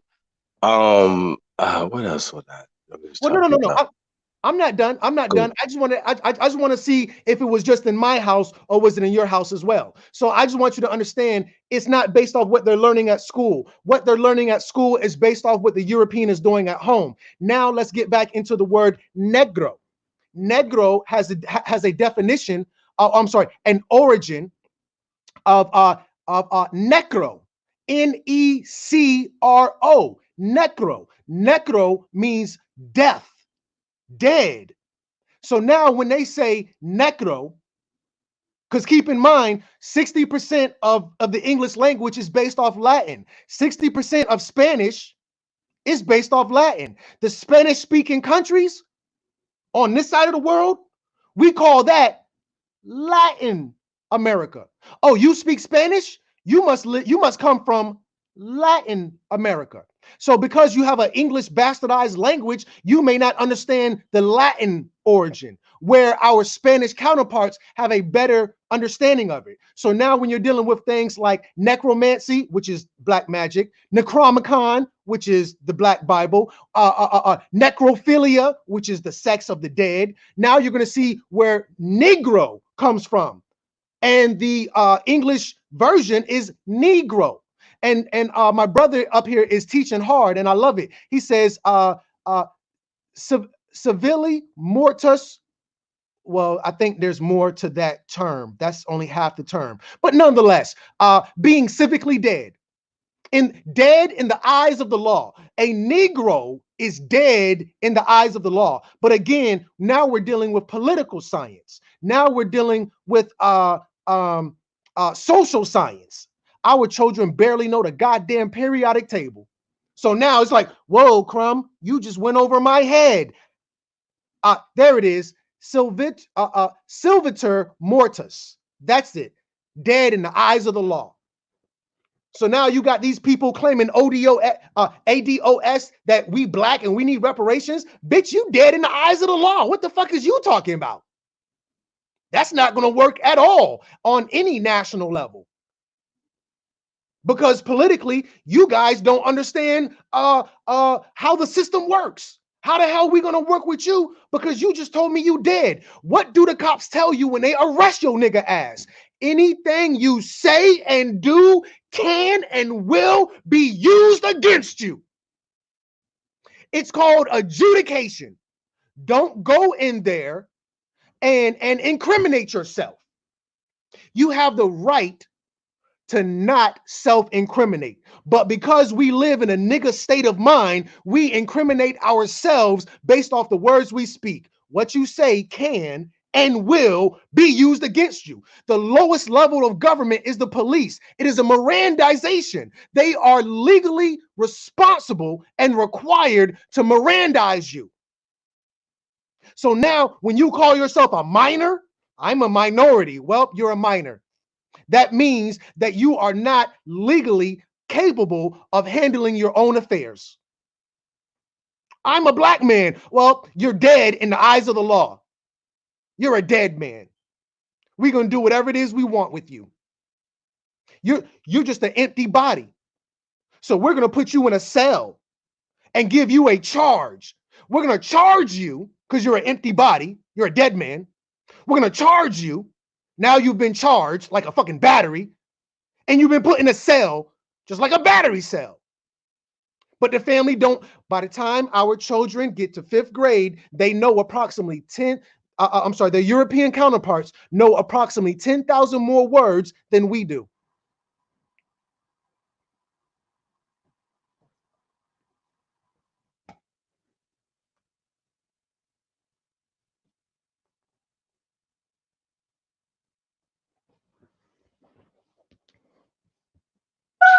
So do you think that has something to do with maybe class though and the level of education? Because you said something earlier about poor white people or whatever. They're not sitting at home teaching their children, the meditations or whatever book, they're not reading any books either. You know what I'm saying? For whatever reason, do you think that class has a lot to do with that as opposed to race or color, like just more conditioning, brother? Well, when we're dealing with the term class, class is going to be synonymous with caste. Class is going to be synonymous with status.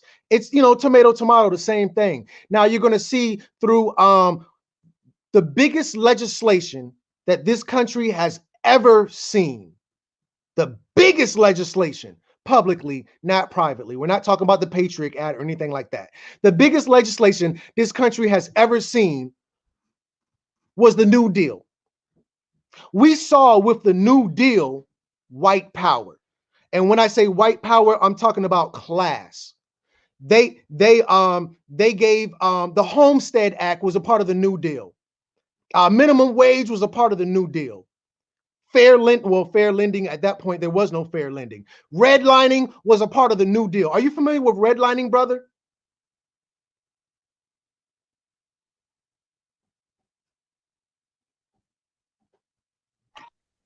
Yeah, man. So, Yeah, that's interesting. so now, based off status, based off your caste system, even if you are at the bottom, they're gonna raise you to that level. You know what, Crumb? I was poor white trash, but because of the Homestead Act, they gave me my 40 acres and a mule. Because of the Homestead Act, I'm sorry, excuse me, not the Homestead Act, but because of the New Deal, a part of the New Deal was the erection of the FDA. No, that's Federal Drug FHA, Federal Housing Administration, where the suburbs were created. When the suburbs were created, this poor white trash who couldn't speak, who didn't know no words, they were then exalted, and their color reflected their status. So now, even if you don't know the words, even if you don't have any money, because you've been allotted the money, because you've been allotted the land, you've been given a new start at life. Redlining is still going on to this day. The wrong side of the tracks, because this country operated off the railroad system first. A lot of our big countries, cities, still have those railroads going through their cities. And on a certain side of the railroad, if you lived on that side, you received financial backing from the New Deal. This is where the wealth gap initially started. Before the New Deal, there was no wealth gap. That was the Harlem Renaissance. That was the Great Migration to Chicago. We were doing good in the North. We were doing damn good after slavery. So now they turned the tables after World War I. They turned the tables after 1919. Franklin Delano Roosevelt, FDR, comes into office, and he creates the New Deal, and they treat his ass like a fucking god.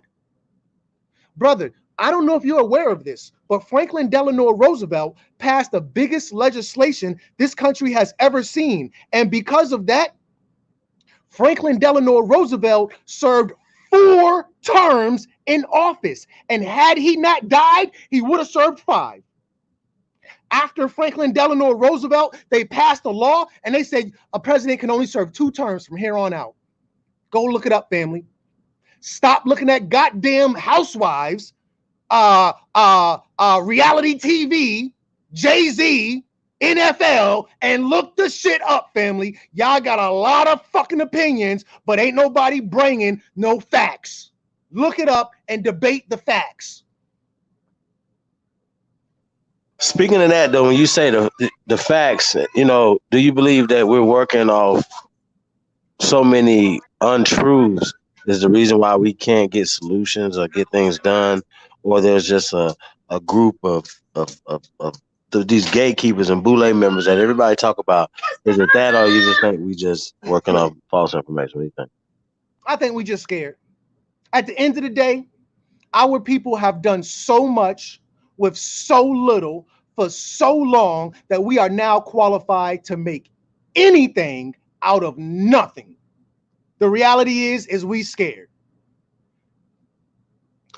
We scared of what white people are going to do. We scared to kill white people. What did Nat Turner do before he led the most successful rebellion this country has ever seen? He killed those scared ass Negroes. Harriet Tubman carried a gun and a sword. Why did she carry that sword? That sword was for stealth killings. She had to kill when Harriet Tubman was in the slave house, the slave quarters, and some niggas said, we not going. That's called risk management. Even if he ain't a snitch, they're going to torture that man until he snitch. So if you don't want to leave, now I gotta cut you stealthily. Quiet killings. The dogs come, pow, we bringing out pistols. Slave catchers come, we bringing out pistols. The sword was exclusively for these scared Negroes. Back when we were about to boycott Walmart, patty pies came out. Back when we were about to boycott the NFL, Jay-Z backed them. We scared. And until, family, we need a purge. Until we get rid of these scared Negroes, we're gonna have to go somewhere. I'm sorry. We will never go anywhere. We will only rise as high as the condition of our women. Until we can get our women right and get rid of these, I'm a bad bitch. Off with your head. Off with your head. I can't stop drinking Pepsi. Off with your head. I'm in love with Gucci. Off with your head. I just love Kobe Bryant, NFL, NBA, and all that other nigga shit. Off with your head.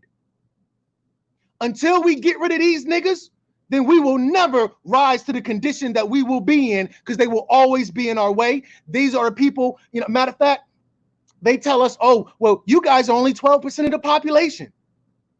How, family? We don't participate in the census. Them people knock at your door, you don't answer the door. You know that, I know that. But you're going to walk around talking about you only 12% of the population, that you only do the census in every 10 years, and your ass don't answer the door. You know goddamn well we are more than 12% of the population, but they keep the numbers low to keep your pussy ass scared. We can't defeat them. There's more of them than us. Family, you got two options. You got two options. You can either die on your feet or live on your knees. A lot of these niggas in this bitch living on their knees. We got to get rid of them niggas first. Get rid of them niggas, and then we can spark the revolution and tear their ass up. Now, this is the thing. We playing chess, not checkers. So we're not going to defeat this white man with no goddamn guns. Now, don't get me wrong. Yes, he has nuclear bombs, but he don't got enough. To defeat us, you're going to need every goddamn nuclear weapon you got. And it still won't be enough. It still won't be enough. Bitch, I don't care how many guns you got. It ain't enough. You can't take us all out. It's too many of us, family. It's too many of us. But I'm the bad guy, family, and I'm probably going to be the sacrifice. You crazy, Crumb. I'd rather live on my knees, and as long as I got me some comfortable Nikes, massa good to me, Crumb. You crazy, Crumb. Massa good to me. I's got a good job, Crumb. We don't need no revolution, Crumb. We need love. We need to get along, Crumb. We need to sing kumbaya. We need, when the cops come, Crumb, we need to stop resisting. I know, nigga. I know. You won't shit when the live started, and you won't be shit when the live end. Harriet Tubman would have shot your nigga ass.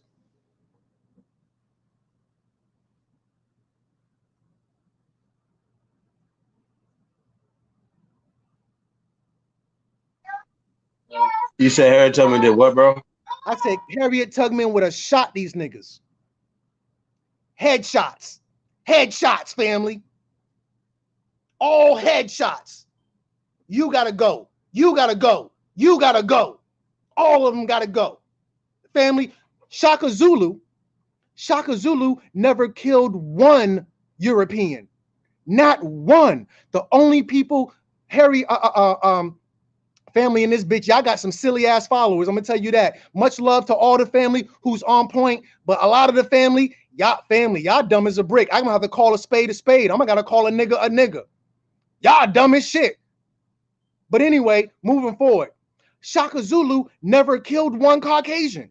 The only people Shaka Zulu ever killed was his own people. Shaka Zulu had to keep these niggas in check. Shaka Zulu was the bad guy. I'm the bad guy. Y'all niggas don't get no play on Crumb TV. Y'all niggas can only survive with people that will tolerate you. Family, y'all better not come to Crumb. Y'all better not come to my Instagram. You better not come to my Facebook. You better not come to my YouTube channel. You get no burn over there. No burn. I'm the bad guy, family. I will execute you niggas on live. The family don't want to come on live with me because we're going to find out who's opinionated and who's coming with them facts. Y'all gonna have to show me the facts, family. That opinionated shit don't bang on Crumb TV. It don't bang over there. I hear you, family, and I can see you in the comments. But that's that nigga shit, family. That's that nigga shit. That's that Pepsi. That's that fucking McDonald's shit. Y'all talking that shit in the goddamn comments, but your children go to fucking public school. Family, if your children go to public school, don't tell me about who real or who fake. You got y'all in this bitch and you sent your goddamn children to Caesar. If you send your children to Caesar to be educated, don't be surprised when they come back as Romans. A lot of you niggas in the comments, you've been educated by the fucking beast, and now you've been educated by Caesar, and now you's a fucking Roman trying to tell me what the facts are. Didn't your child come home and tell you Europe is a continent and you co-sign that shit? Didn't your children come home and tell you Christopher Columbus discovered America and you co-sign that shit? Didn't you, nigga? Y'all ever seen Lean on Me when Morgan Freeman had that boy on the rooftop? You smoke crack, don't you, nigga? Don't you? Don't your children go to public school, nigga? Don't they? Don't come on this bitch trying to teach no fucking facts to me, and your children go to public school, nigga. Come on, family. So everything on the internet is important, but the fucking miseducation your baby's getting at fucking Miseducation Elementary. Oh, Crumb, I'm not going to check my children, but I'm going to check you, Crumb. I'm going to check Crumb, but I'm not going to check my kid's teacher. Y'all won't even check that goddamn first grade. Fine. You don't bang on the cops. Okay, I get it. Fine. You don't bang on the judge. Okay, I get it. You don't bang on a doctor. Okay, I get it. Bitch, you won't even bang on a first grade teacher. Where the fuck this energy come at on the internet? Y'all niggas on the internet banging, but you don't got that energy for that first grade teacher? Damn, in my best Martin voice. Damn, Gina? Really? Family, y'all some insincere motherfuckers. I gotta call it like it is. And yeah, I see everybody mad. Brother, when I told you the very beginning, I told you on the phone, I was the bad guy. Look at your comments. Every last nigga in this bitch mad. my mama told me this. She said, if there's a pack of dogs and you throw a rock and one of them starts hollering, that's the one you hit. I stepped on a lot of nigga toes in this bitch. A lot of people mad now. The truth teller has no friends. The truth teller don't got no friends. Family, look at my shirt. Family, I don't give a fuck how you feel. Bitch, I do it for the ancestors. Are you kidding me? Fuck your feelings, nigga. Fuck your feelings. I do it for the goddamn ancestors. Okay? Take that energy to that goddamn first grade teacher. Well, you know, Europe is a continent. How, nigga? Well, you know, Christopher Columbus discovered America. How, nigga? Well, you know, vaccines are good for you. How, nigga? You know, I needed a C-section. How, nigga? How? I see y'all in the comments and you mad, but it ain't nothing new for me. They be like, Crumb, how did you get such a big following? I don't give a fuck, family. Y'all need Al Sharpton. Y'all need Messy Jesse Jackson. Your ass need Martin Luther King. Go to Sunday school and go to your preacher. That's what you need. I'm the truth pill, family. I'm the medicine with no sugar. This shit don't taste good. Do it, nigga. Do it, nigga. Oh, you got the right one, baby. Oh, I took a wrong turn. I thought I was at McDonald's. I know, family. Take that McDonald's shit somewhere else. Take that fucking Nike shits. Nigga mad at me wearing fucking Nikes. Nigga mad at me smoking fucking Newports. Come on, family. You know you ain't shit. You know it. Just keep it a buck with me. Don't get on the internet and give me the fucking energy that you can't give that fucking first grade teacher. Where they do that at, nigga? Come on. The family said, on your channel, do you deal with civics? Yes, I deal with everything. When I got on the phone with the chief asked me, he said, brother, what's the school of thought you deal with? Now, he didn't say school of thought, but he asked me what my label was. I told him, I don't have a label. I am that I am. I am everything.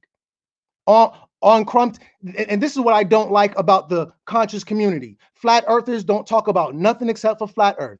Moors don't talk about nothing except for more science. You know, not saying this, brother, but some aboriginals, all y'all talk about is aboriginal shit. Family, when y'all go to that white man school, because you go to the white man school, don't act like you don't. When you go to the white man school, your ass can't just learn math. Your ass just can't learn science. Your ass just can't learn healthy eating. Vegans only talk about vegan shit. Flat earthers only talk about flat earth. Your ass gonna have to get a full balanced curriculum. On Crumb TV, it's a balanced curriculum of all information. I'm not cherry picking. I'm not pigeonholed. I'm not putting myself in a box. I am a master student.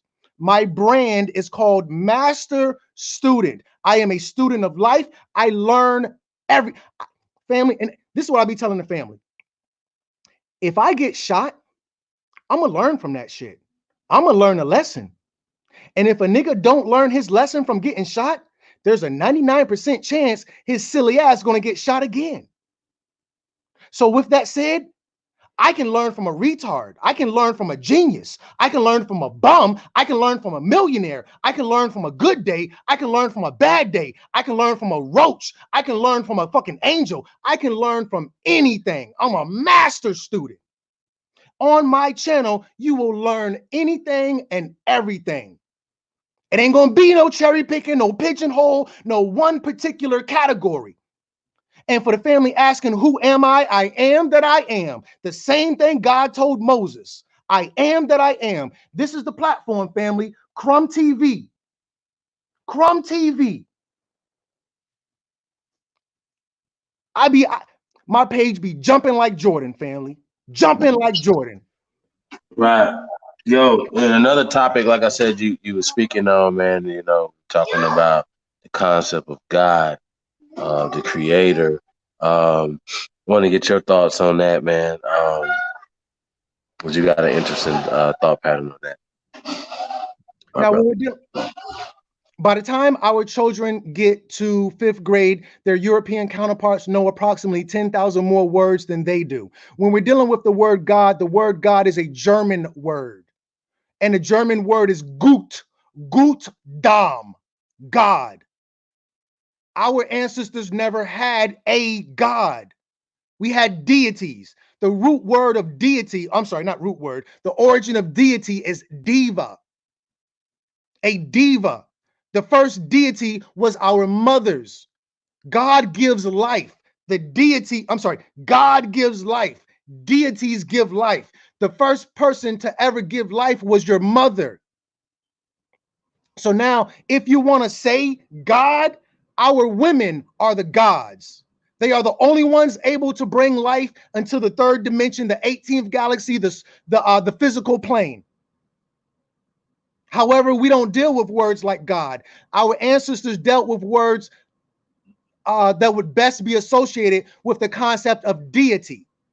So now you're going to have many deities. Now, if you're dealing with the Aboriginals, hopefully we got some Aboriginals in the room. Hopefully we got some originals in the room, some indigenous people in the room. Our people saw the spirit within everything.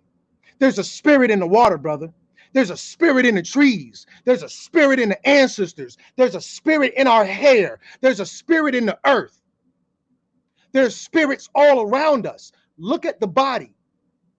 no, but before I say the body, this phone, this is my phone. It's my possession. This body is my possession.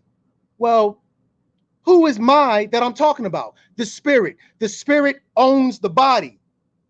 I am not the body. I am the spirit that owns the body. For all my indigenous family, what go back and look at the movie Avatar. I'm not talking the Airbender, I'm talking about the blue people. Go back and look at the movie Avatar. The white people, the cave beasts, the troglodyte niggers, the Tamahu, the pale-skinned nation, whatever you want to call them, they were transferring consciousness from one vessel to another, from one husk to another, from one shell to another. So what we saw in Avatar is where the body was possessed.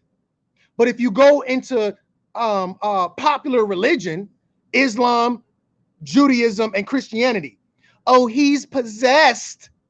He's possessed. Yeah, bitch, I'm possessed. I possess the body.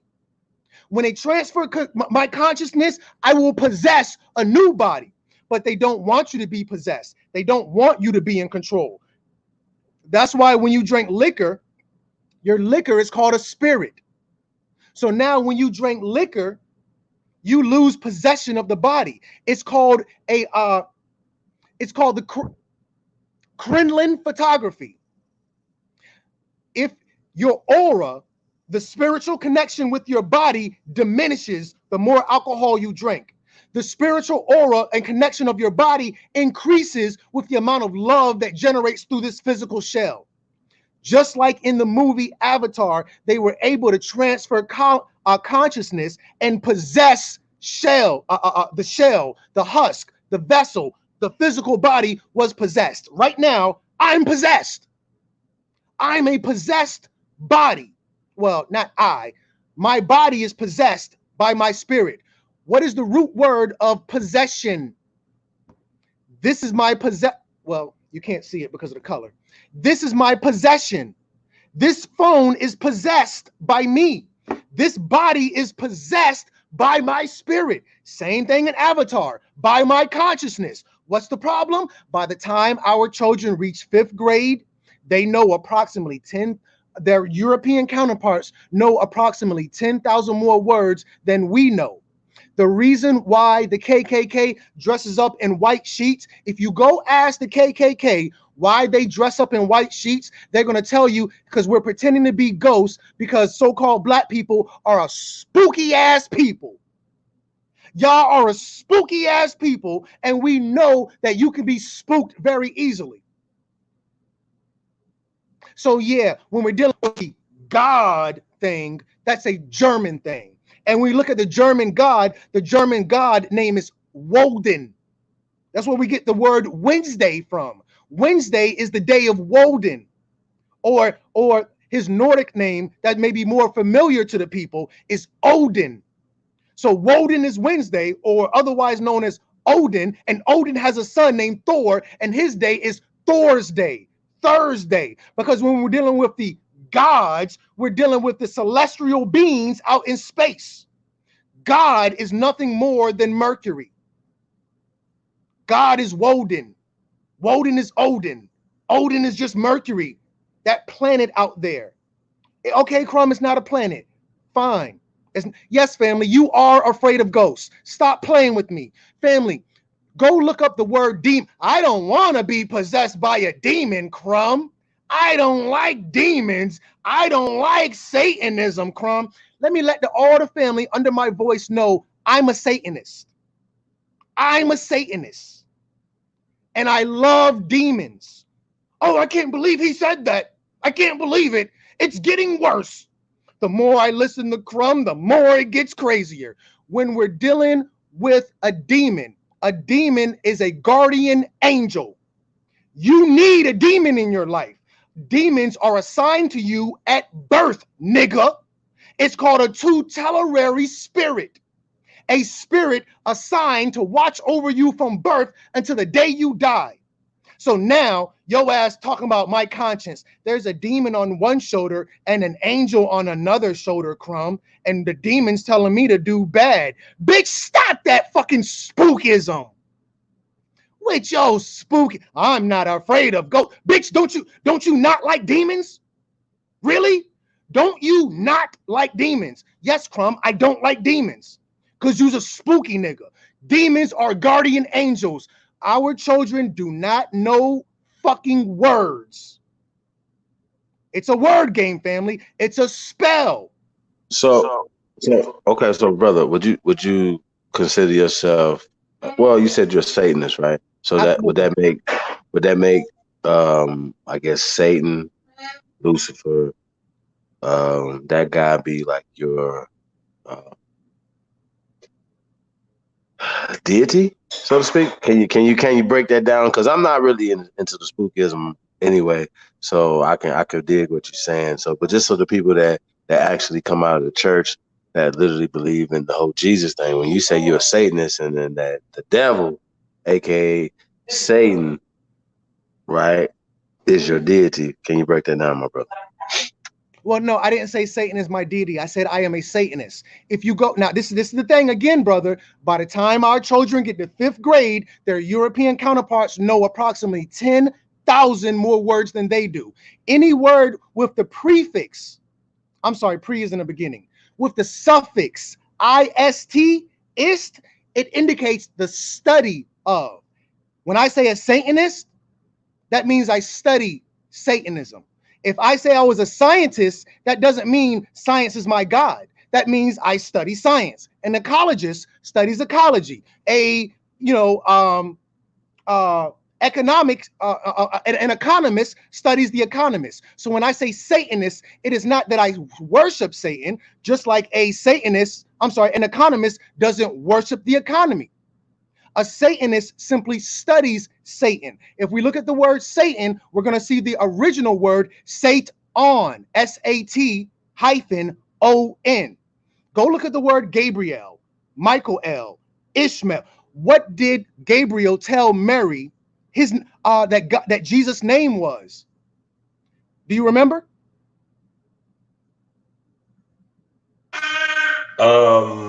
What did who again? I'm sorry. Michael tell Mary? Gabriel. Gabriel tell Mary. Yo, no, I don't remember. That's Sunday school for me. His name shall be Emmanuel. Okay, I remember that. Emmanuel, Gabriel, Ishmael, Raphael, Rachel. Let me think of another one. Michael. I might have said Michael. I don't know. Why do all these names end with L? Do you know why, brother? Well, I mean, you'll let the more tell you it comes from the Moors or Elohim. It does not come from the Moors. I know, but we got L for Elohim would be my research. Elohim is a Hebrew word. Right. So now, a lot of Aboriginals, I know, they don't know shit about being Aboriginals.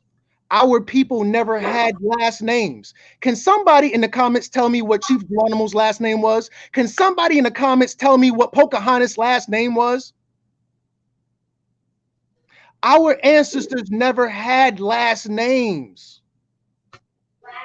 We only had titles and first names. So now when you see the word Satan, you're going to see somebody said Pocahontas' last name was Smith. If you don't get that, that's that nigga shit. That's that nigga shit. That's that European indoctrination. That name is Pocahontas Jones. Oh my God, yo, that's that funny. European indoctrination. You didn't get the name Smith until the beast came along. Y'all Aboriginals is some goddamn Europeans, family. I was expecting a little bit more scholarly response from an Aboriginal following. God damn, family. Now, so let's address this. When we're dealing with religion and L and everybody with the last name El, it indicated that these were the sons of the god El or the deity El. So now when we're dealing with On, Demon, Satan, these were the children of the god On. Press 1 if you have no clue about the god On. No. I'm saying so is Rachel going back to Elohim, brother. Let's start there. Well, Elohim is plural. Elohim is a group of gods. El is a singular god. Okay. So but Rachel goes to Elohim. When we just talking about El and all the different L's that you would name. Michael, Gabriel, Raphael, Emmanuel. Right. Okay, do that go back to Elohim? Is that what we're saying? Right, the Hebrew origins. Okay, got you. So see, here's the thing, right? Over here, we're we're super advanced. So some of the stuff, people are tripping about, maybe is the you were talking about. Damn, yeah, I'm using my train of thought, but not the L part. It's gonna come to me, yeah. Huh? Satanism? Yeah, well, yeah, and then just kind of being astute to the thing, what I'm saying, as far as the Aboriginals being astute to what's because you're Aboriginal, you know what I'm saying. So I just wanted to kind of Aboriginal and Pocahontas' last name. Somebody said Pocahontas' last name was Smith.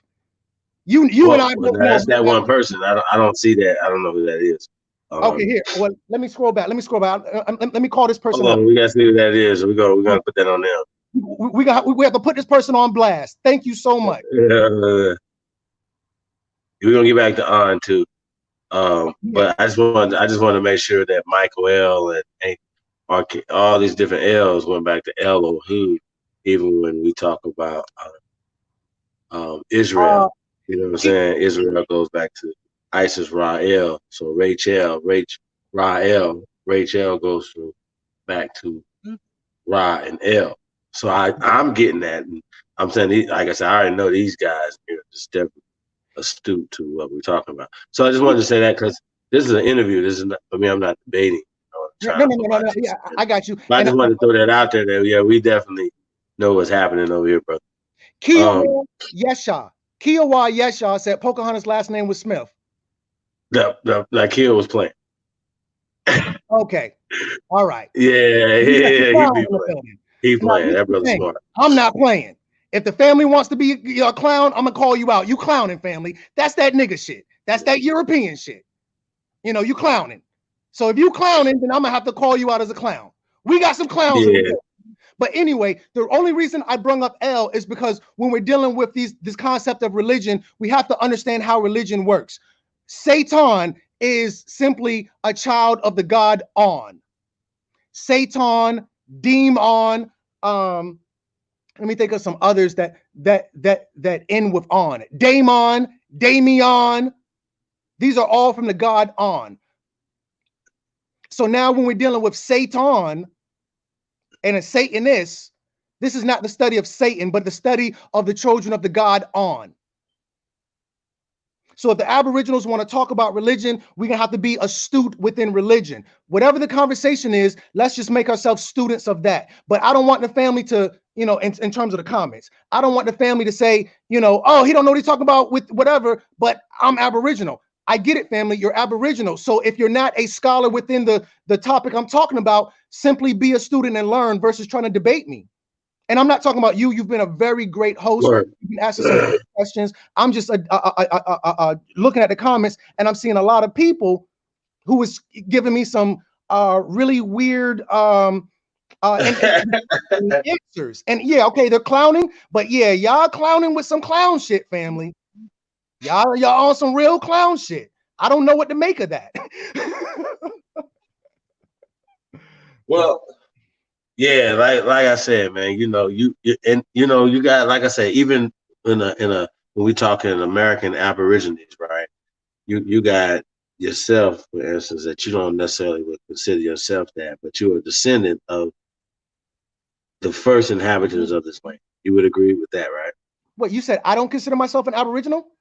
No, I mean because you're still separating yourself. Because I wouldn't separate myself from so-called Aboriginal by saying y'all are the Aboriginal, but I'm Aboriginal. You see what Oh I'm no, I'm saying? talking about the people in the comments. No. That's what I'm saying. See, once again, though, every time that you do a video, majority of the people should be American Aborigines, right? So not everybody's going to agree with you. My point is, though, here's my point: that you seem to separate yourself, like a lot of people do, from being an American Aborigine when you are No, the no, fact. I don't do that. Well, okay, but that's all I'm saying. I just want to point that out. Because so when you say y'all Aborigines, though, it's inferring that you're not an Aborigine. Oh no, Yes, I'm am I talking going? about the people in the comments. These Okay. Aboriginals who saying Pocahontas' last name is Smith are a little bit disappointing to me. Right, but listen, though, we're not all the same. Like all of us are not the same tribes, also not the same bloodline. You know what I'm saying? Like we all agree that we all come from here, but not everybody agrees on the same thing. And that's one thing about yourself that you should understand, or even wanna tap into. Just free thinking people.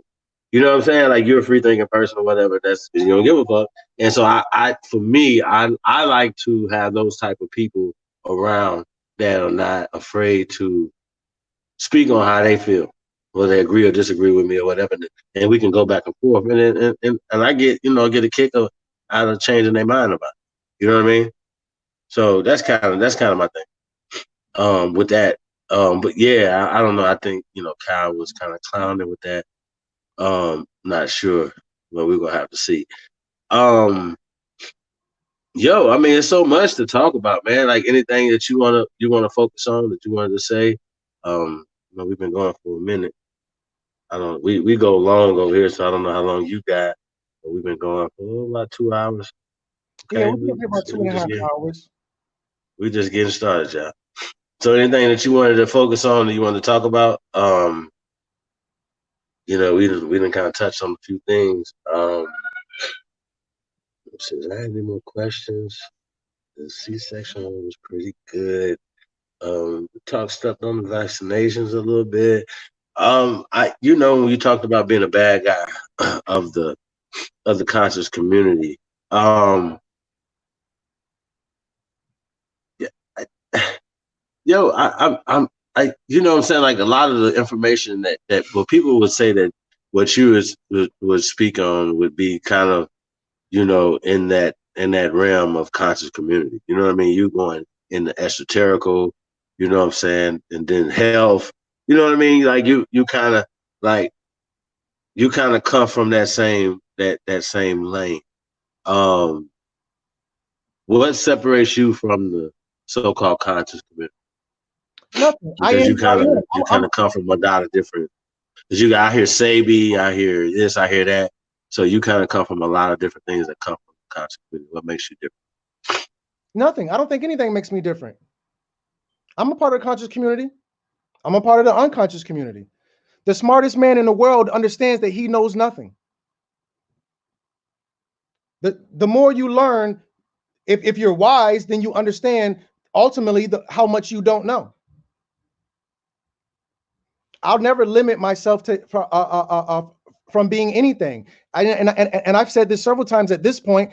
Go look at what God told what God told Moses when he asked him, "Who are you?" I am that I am. I'm too big to be put in a box. And in addition to that, because of my I don't give a fuck attitude, whatever you say I am, I'll agree to that. You be like, Crumb stupid. Okay. Crumb smart. Okay. Crumb real. Okay. Crumb fake. Okay. Because at this point, I don't really care what people think. And, ultimately, if you really look deep, a lot of people they don't really think. They just go on with the whatever, you know, they just going with the flow. They going with, whatever trending, whatever's trending, that's what people going with. So, I'll leave it up to you. Draw your own conclusion. I'm really indifferent, honestly. Yeah, man. I mean, one thing is for sure, man, that me, for instance, I definitely respect free thinkers, man, and people that make you think, make you, just think outside the normal box. Because the same people that are telling you wrong while they are literally regurgitating um just kindergarten shit. You know what I mean? Like you say fifth grade, but there's a lot to be said for the 10,000 words. You know what I'm saying? How are we socialized different to have be behind 10,000 words? So that's something that definitely needs to be handled. And we have the technology now to do that. Um, I mean, we could talk forever about homeschooling. I don't see, for me, man, I kind of wanted to get more deeper into some things, you know what I mean? Like, things that are more pressing. Things, 'cause we could talk homeschool. We know that homeschooling is advantage or whatever, but I found that economics, right, has been the issue, is the main issue that we are having. Because if we were economically in the first position, we wouldn't be last in social political, positions, you know what I'm saying, or whatever. So, um, what would be your economic plan, for, I don't want to say Black America, I'm saying just for America, because we say America first, brother. That's our thing, is pushing America first.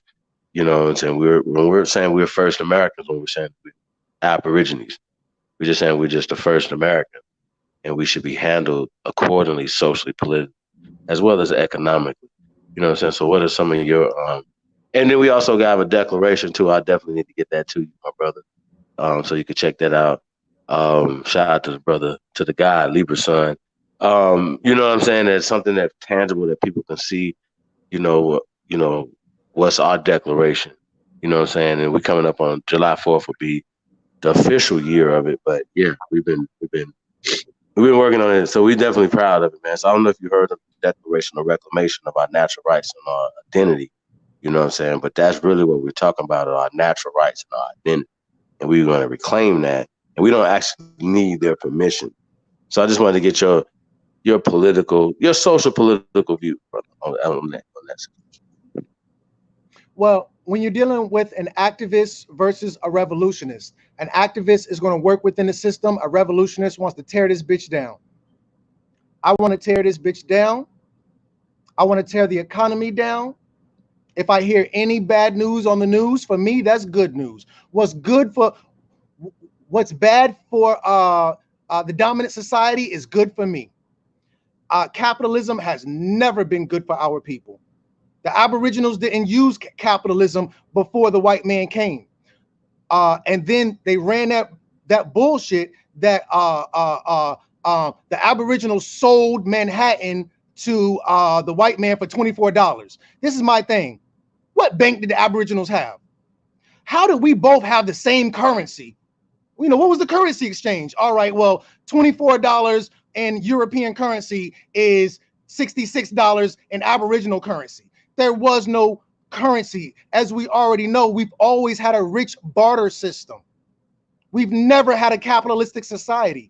If we look at the details of capitalistic societies, they don't work. Capitalist societies are the root of all evil. Within a capitalistic society, you always have a underclass. The Aboriginals never had a underclass. The Aboriginals never had an old folks home. Aboriginals never had orphanages. Aboriginals never had financial institutions. If we got to get back to the family, we got to get rid of capitalism. Capitalism does not work. Burn this bitch down. But if I'm wrong, please share with me what. Well, we're gonna talk about that because you said something earlier, and you're getting back to it, what I'm saying, capitalism, and you pointed out there's capitalism, right? And I want to talk about that, but you said socialism, right? No, I didn't say socialism. I said communism. Shit. Yeah, my bad. That's absolutely facts. Communism. Somebody in the comments said socialism. I saw them. Yeah, okay. Communism, because socialism is the school system, is socialism is sports and the banking system and stuff like that. But we'll get back to that. Communism, right? So just kind of walk the brothers and sisters because you said tear down the capitalist system, right? And you're for a communist system. For most Americans, and we feel that we're the first Americans, we look at communism as being the enemy, USSR, right? And well, that's what capitalism is grandma's apple pie. So kind of walk us through that as as a person that I'm on the other side of this, and you're a communist and you're a commie, and I'm a Yankee, I'm a red-blooded patriot. So walk me through this, brother.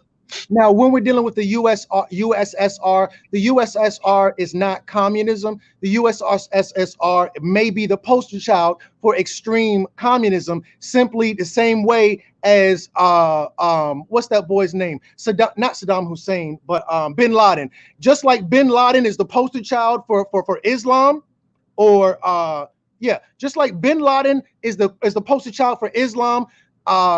Joseph Stalin is the poster child for communism. USSR is not communism. USSR is just a country that adopted communism. Now, if I was to associate with a political party, it would be communism. But no, I don't think politics work for us at all. If I had to choose, I'm choosing communism. But other than communism, I don't advocate for any form of government. If we look up the word government, we're going to find that it's going to break down. The ment is short for mental. Government is to govern your mental. So now, with that said, the first government starts at home. The first rules were the rules of thumb. Family, save your opinions. Go look this shit up. The first rules was your mama's rules. The first government was your mama's government, and she governs you. Gretchen just sent me something. I think it's of importance to this conversation. She sent me the First Americans' Declaration of Reclamation of Our Identity and Natural Rights. Right, this is based off DRIP, and I am familiar with that. But nonetheless, so now when we're dealing with government, a lot of people think that they need somebody to tell, when we're dealing with government, it's no different than religion. You need somebody to tell you right from wrong. You need somebody to govern. Family, the Aboriginals that not have any prisons. Can somebody in the comments name me an Aboriginal prison, an Aboriginal jail? You don't need anybody to threaten you to be good. We as a people are innately good people. We are peaceful people. We know how to govern our mentality. The stronger our situation is, the better we are. The only reason we're doing bad now is because of Maslow's hierarchy of needs. If you take away the 5 things that keeps a man sane, then thus he will act insane. So now when you're dealing with government, the only reason keep in mind, government has always gone hand in hand with drugs. Government has always gone hand in hand with drugs. They need you to act erratic so that they can govern over you. Go to all your Indian reservations right now. The Indian reservations look like shitholes. Press 1 if you've ever been to an Indian reservation and you see that it's just a shithole. Most of the family, y'all talk that shit. But my grandmother on my mother's side, she took me to the reservation. My grandma took me, they lived in South Dakota. I used to live in North Dakota. I used to live in Wisconsin. The land is so flat, it looked like it go on forever. The reservations are shitholes, family. They're plagued with guns. I'm sorry, excuse me. They're plagued with drugs. Now we know the Declaration of Independence came from a Declaration of Independence that came from the 6 divine tribes. Thomas Jefferson went to the 6 divine tribes and learned about democracy. Thomas Jefferson, the one who wrote the Declaration of Independence, he never heard of a Declaration of Independence. He came from Europe. They had a monarchy. There was no such. The first person that built a car never seen a car. He saw a buggy, a horse-drawn buggy, but he never saw a car before. The man who wrote the Declaration of Independence never saw a Declaration of Independence. The first Declaration of Independence he saw was from the 6 divine tribes. So we understand there was a system, a governmental system, but no, there was no government prior to the European coming over here. There was tribes who were autonomous and maintained their autonomy. And once a quarter, once a moon, or whatever the calendar was, they would come together and get one person from each tribe to speak in a special session. This is where the idea of the House of Representatives come from. Our ancestors didn't have a democracy. They had an autonomous system where each state or tribe or nation maintained full autonomy, but they came together to recognize each other's sovereignty. So in terms of government, no, I'm not for any government. I don't need anybody to tell me what's good or what's bad. I innately know that. And if anything goes wrong with me, my family will deal with that. So now, I don't know if you're familiar with this, but there was this white boy who went to Singapore. This was in the 90s. The white boy went to Singapore, and he did like some graffiti and all types of just niggerish shit out there in Singapore. But out there in Singapore, they don't play that shit. They whipped this little boy. He was a teenager. They beat his ass on public TV. I think they gave that boy like 25 lashes. So prior to them dealing the punishment for him, America said, give him back to us. We'll see that justice is served. Where did they get that concept from? They got that from the indigenous people. We deal with our people. If something goes wrong, to all my foreigners, if something goes wrong, your ass go to the local consulate. If you can't get to the consulate, or if you want to go past the consulate, your ass go to Washington D.C. to the where do you go in Washington D.C.? If not if not your local consulate, you go to the embassy. Where did that boy Snowden had sought political asylum in the local embassy. Whenever something happens, the nation says we'll deal with it. Your nation is your bloodline. Your bloodline is your family. If something happens, your family inflicts punishment. There is no jail system. There is no government. Your mother governs you. Your father governs you. The elders of your community govern you. There's a council within your family of elders. You got your great uncle, your great aunt, your great grandma, all the eldest people within your family. That's the government. The first government is your family. You don't need an exterior entity outside of your family telling you what's going on, because those people don't understand your customs, your cultures, your way of life, your mores, your forays, your ethos, your mantras, how, what you believe in, to be able to say what you did was right or was wrong. We didn't have government. We had tribalism.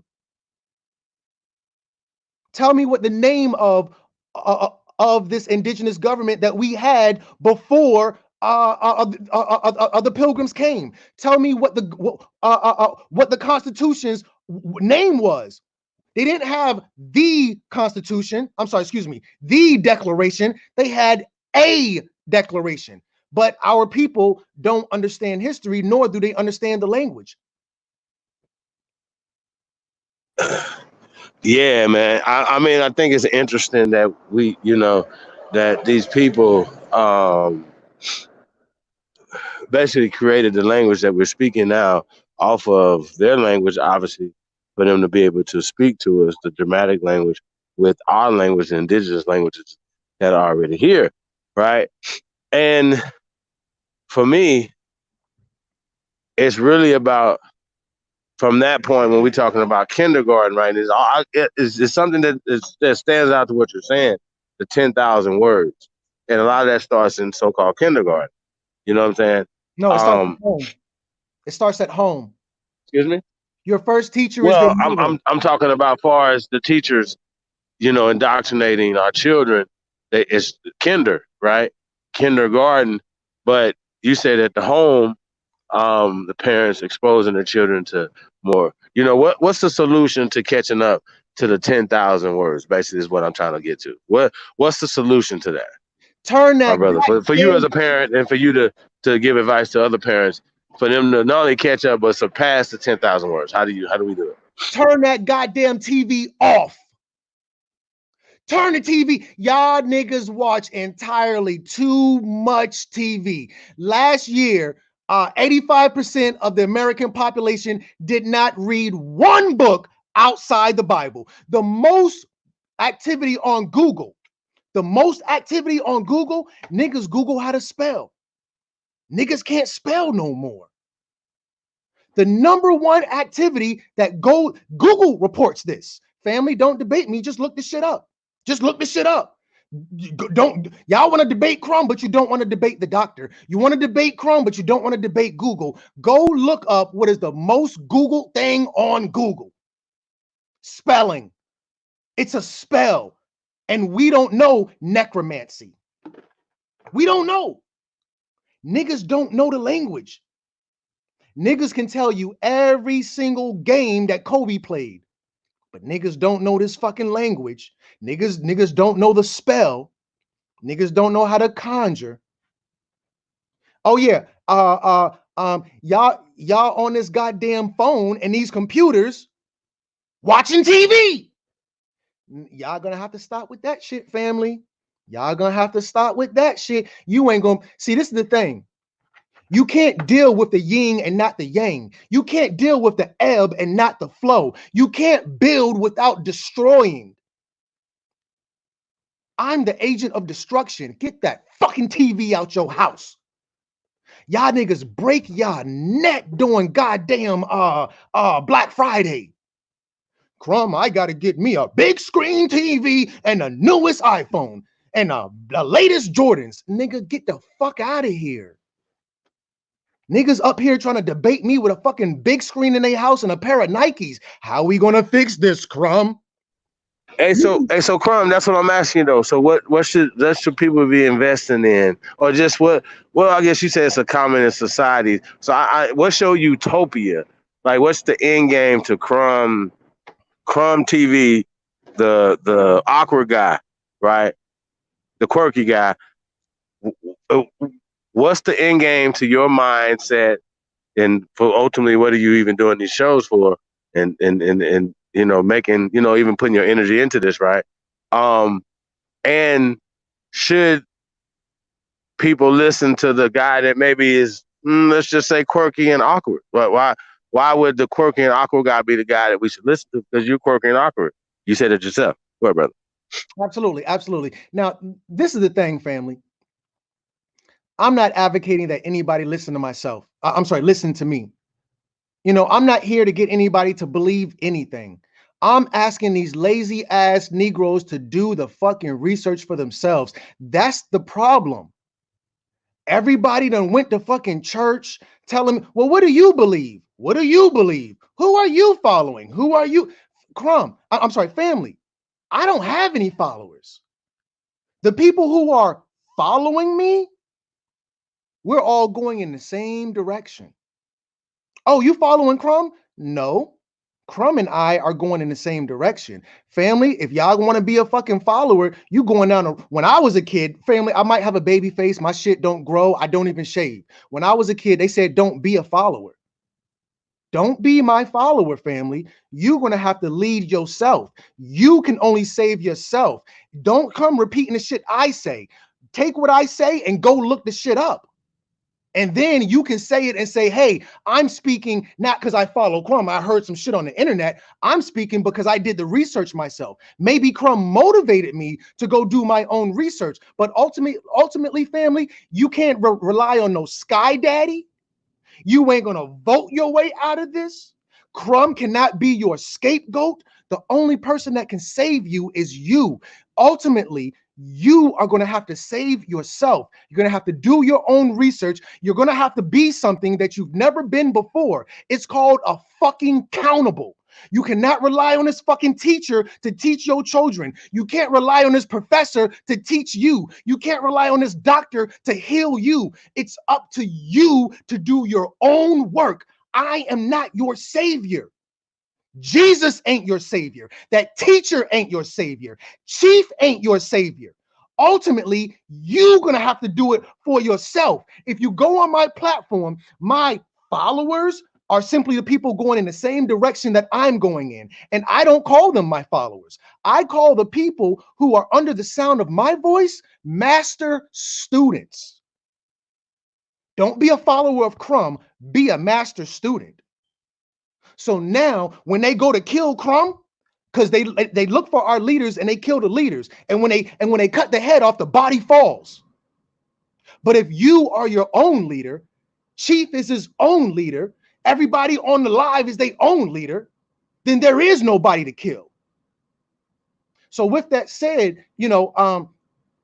I want to end it at the 2-hour mark. We are approximately 10 minutes away from that. So yeah, ultimately, with that said, we must be students of life. We must be master students. We learn every single day. In the perfect utopia, we do nothing except learn. At this particular point, you don't got time for no goddamn Nikes. You don't got time for no goddamn Atlanta housewives. You don't got time to be bullshitting on the internet. You don't got time to be learning that dumb shit in that fucking school. You need to be applying right and exact knowledge that you gain yourself.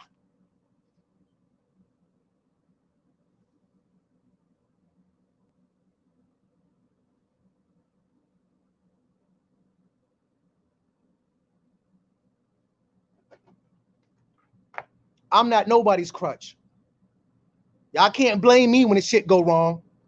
I tried to do it. Don't try to do it Crumb's way. You better figure the shit out for your goddamn self. Go and Google angel on my shoulder, death on my shoulder.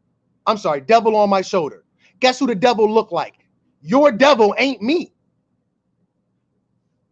If you go and Google devil on the shoulder, demon on the shoulder, angel on the shoulder, it's going to be a picture of a devil that looked like your ass. And the angel looked like you. Who's your worst enemy? The white man? Crumb? Chief? No, bitch. You your worst enemy. Who's in your way? You. Who's the problem? You. Until you accept that you are the problem and the solution, bitch, you won't get nowhere. You won't get nowhere.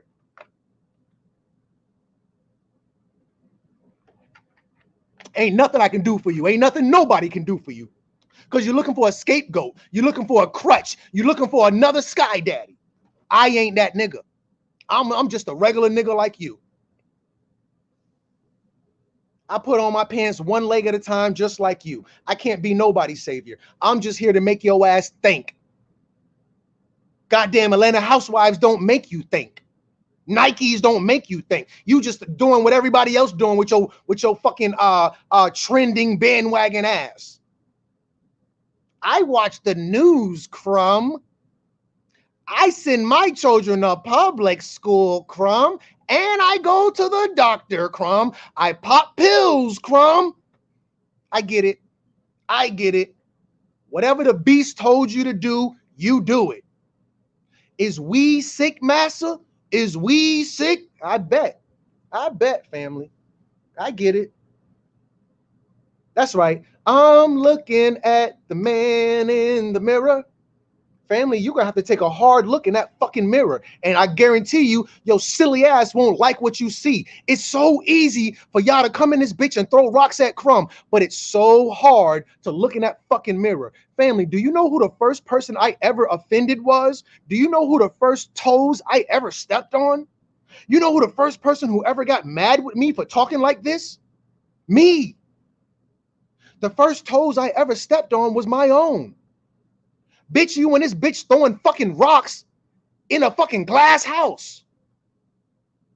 Look in the goddamn mirror with your fucking judgmental ass. I see you assholes in the comments. Go look in the fucking mirror. And as much shit as you talking to me, I hope you talking the same shit to yourself. Because family, you know goddamn well you ain't shit. But it's so easier to judge somebody else. I don't want to judge myself. I'm gonna judge Crumb. I get it, asshole. That's some real shit though, man. If you ain't offending yourself first, you too comfortable. You too comfortable in the way you thinking. Yeah, you way too comfortable, man. Like I said, when I came up with some of this stuff that I was researching years ago, it was hard for me to come out with it because shit, I offended myself. I said, "You coon ass nigga." You know what I'm saying? I was literally talking to myself like this, y'all. Like, nigga, you want to be an American now, nigga? Ain't it, nigga? This is Africa. This is red, black, and green, nigga. You know what I'm saying? And this is manhood. This is power. But you have to be uncomfortable, especially when you unlearning some things that put you in a psychological place of losery, man. So me personally, man, I love the energy. I love the free thinking side of your concepts and what you're talking about, man. Because that's like I told you, that's kind of where I'm at with it. I don't believe shit. You gonna have to show me. You know what I'm saying? And I'm from that level because a lot of times, man, when we get information, we're getting information, right? With it doesn't have to have any proof to it, and they only have to say it. You understand what I'm saying? And when we have the on the flip side of that, you have the actual proof. You know what I'm saying? To some of the things that we say, for instance, that we've been here, then we have the actual science, aka archaeology, aka craniology of the bones that are in the ground, right? But because they have told a story so long with the Tontos and the Sicilian crying chief and so on and so forth, right? They push an agenda,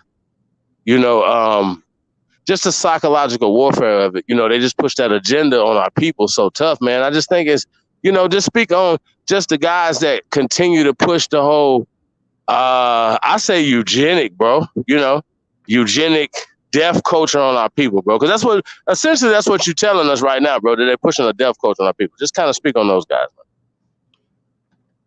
Yeah, actually, yeah. Now, when we look at the word cult, because our children know approximately 10,000 words less than the European by the time they reach 5th grade, the word cult is short for culture. So now we have to look at the culture. What culture do we live in? We live in a Lil Wayne culture. Scientists took a SAT scores of some of Lil Wayne's biggest fans. People who said that they were Lil Wayne fans, they scored like 25 points lower than the national average. We are in a culture where, we wear Nikes. We're in a culture where, we send our children to public school. We live in a culture where we go to the doctor. We live in a culture where we go to Walmart. It's just a very niggerish, enslaved, slummy culture. Our music, we call our sisters bitches and we kill 100 niggas in a song. It's just a very smutty, slutty culture. And I've struggled to find few, who aren't a part of that culture. The reality is most of the people on the live right now are a part of that culture. They won't get on. If I go live right now, pull my camera out and show you my closet, you won't find no Nikes. You won't find no Newports and none of that nigga shit. because I'm really living this. It's not just something on the internet where I can hide from and just talk shit, you know. So with that said, a lot of the family's culture is a suppressed culture. It's a very niggerish culture.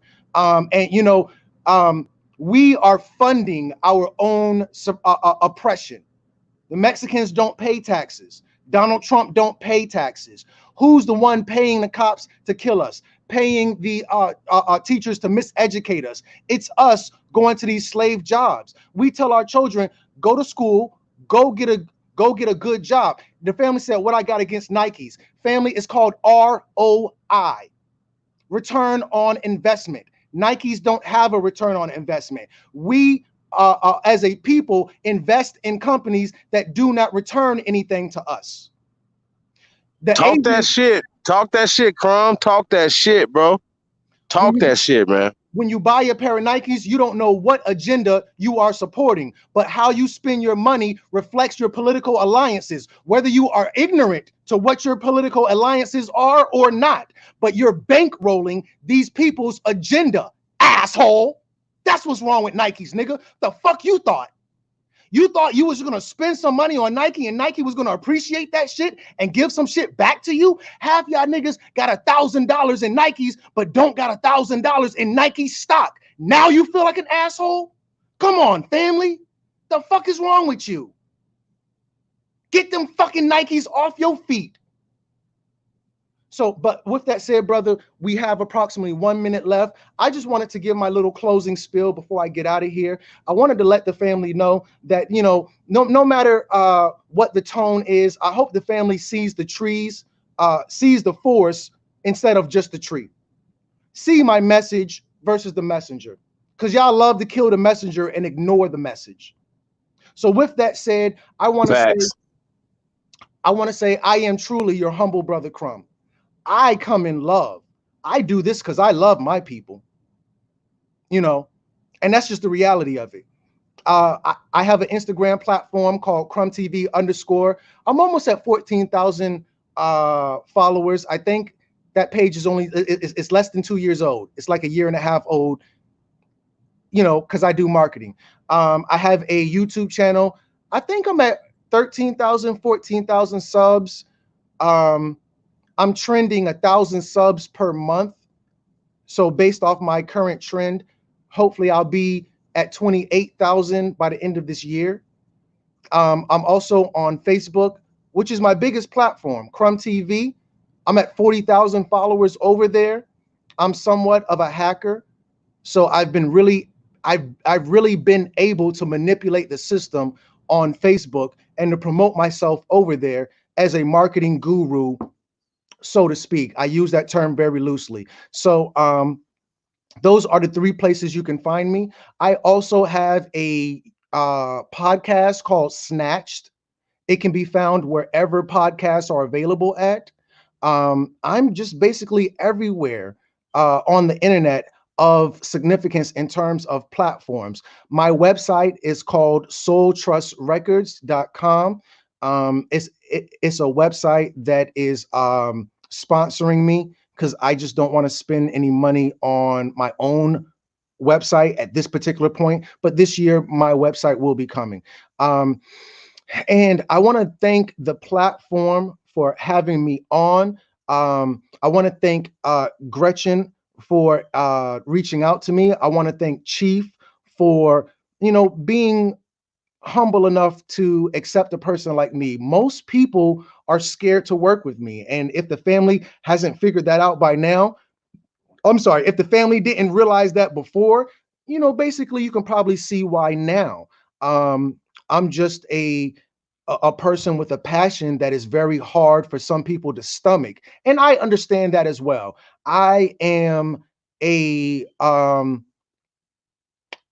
acquired taste. A lot of people can't handle me. And that's okay. I'm not for everybody. I'm not trying to be for everybody. People be like, well, if you did it like this, you would get more followers. Yeah, I would. I could have been at 100,000 followers by now. I just refuse to compromise. You're not going to buy me. I don't have a price. I'm invaluable. Family, I could have had 100,000 subscribers by now. But, you know, I'm not tucking my tail between my legs or compromising the message for nobody. Well, you get more subscribers, so I don't. I'm that. I'm the bad guy. So I want to just thank the chief. I want to thank Gretchen. I want to thank the family. Um, even the assholes. I want to thank the assholes because even me, I learn from the good as well as the bad. So a lot of you people who are disingenuous, who are fake, who just coming up here and throwing rocks, I love you, family. I love you. You know, I might not have any respect for you, but I do love you. But I do have respect for Gretchen. I do have respect for Chief. I do have respect for my Aboriginal family. I personally am an Aboriginal. At the very beginning of this, I said that there is no sound, there is no frequency higher than the frequency that comes out of this land. Africa don't vibrate at the energy that this land, that Turtle Island vibrates at. They follow our culture. We don't follow African culture. We don't follow, nobody's copying African culture. Nobody's copying Asian culture. They're copying us here on this land. I had to admit, before, even when I subscribed to the Back to Africa thing, I had to admit that people in this land are a special people. None of us can deny that, and I will be the first one to admit that. So I want to thank everybody. I appreciate all the family, good, bad, or indifferent. Feel free to come over to Crumb TV. Buyer beware. You may not can take it. But also, I wanted to extend, before I close out, I want to extend the same invitation that Chief humbly extended to me. I want to ask that the Chief come on my platform. I want to help the Chief get the message out, because I've already had Chief Kalanago on the platform. So I'm really comfortable with a message that is different than mine. You don't have to agree with me to rock with me. Chief can come up there. The atheists can come up there. The Christians can come up there. Crumb TV is an open platform for anybody who has a message. So with that said, I want to leave you the exact same way I came to you. In peace. Thank you, Chief. Hey man, I definitely appreciate you, man. And I definitely be over there, man. We just have to schedule that anytime, man. And I'm ready. They say what they say. If you stay ready, you don't have to get ready. So with that being said, man, like I said, it was definitely a great interview, man. And I know people are gonna go back on this and say, man, that brother right there was bringing it, because a lot of times it's about going and fact checking. Like you said, I'm just here to bring some information.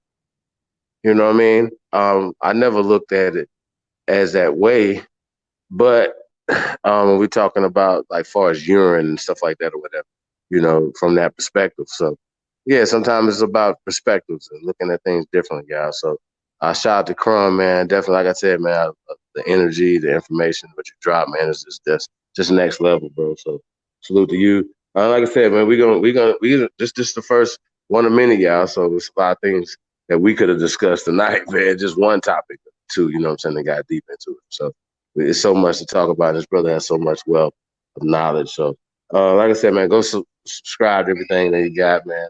It's Crumb TV. And also, Crumb, I don't know if you heard of True Tube. You know what I'm saying? But we'll have to definitely get you over there too, man. I don't know if you're familiar with the brother Dreads. But yeah, so just another platform for a brother like yourself to be able to express himself without having to worry about getting shut down. You know what I mean? Because I'm sure you deal with that one.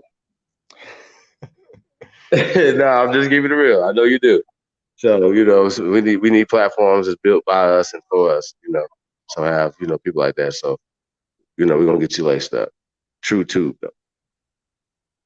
So yeah, man, I'm gonna put my True Tube link in the chat room too. So people subscribe to my True Tube link. What else we got going on, man? It's so much, man. So like I said, appreciate you, bro. And yeah, man, we out of here, man. Definitely appreciate you and the great interview, bro. Thank you. Peace. Peace to you. There you have it, man. We got Crumb Snatcher, Crumb TV, man. So yeah, man. Yeah, I already know y'all got a lot to say, man. There's a lot going on, man. The chat room, I haven't been in there that much, but uh, y'all been going in on the brother. Uh, yeah, man. Yeah, Crumb brought that energy, man. Brought that. What is going on? What is, what's the drag queen going on? What's that? What about? She probably a great host. Peace to you, bro. I appreciate it, the American. Yeah, sometimes, man, it's really not about, you just kind of gotta let people get their information out, you know. So that's kind of why, I'm at, man. So we're gonna be doing more of this. Tomorrow night, I think we got another interview coming. Um, so we're just waiting to confirm that. But we put that together. Saturday, we got Sister Fran. Fran Speaks. She's gonna be hosting the American Aboriginal Woman is God. So it's going to be hosted by Sister Fran Speaks. So definitely see the sisters on that show. So be on the lookout for that Saturday, man. I think that's 7 Eastern on Saturday. And then Sunday, we got Sister Betty Love show, um, tracing your lineage. And there's all stuff that she's going to be bringing. So just be on the lookout for that too. So Saturday and Sunday, we got those shows coming, man. So yeah, Thursday, yeah, we're gonna be dropping a new joint, man, Thursday evening, man. So hosted by me. So this is kind of like a taste of it. Um, so be on the lookout for that, man. We're gonna be bringing in guests, different in just different genres. So we don't all have to agree on everything, but there's plenty of things that we do agree with. Say, for instance, with Brother Crumb Snatcher. But yeah, man, I never thought about the eggs and being aborted, not aborted fetus, but just menstrual. Yeah, that's all bad, y'all. So yeah, we got to talk about these things, y'all. There's a lot to talk about, man. So I think we're gonna shut this one down. Then we can come back and do an after party or something, y'all. What y'all think about that?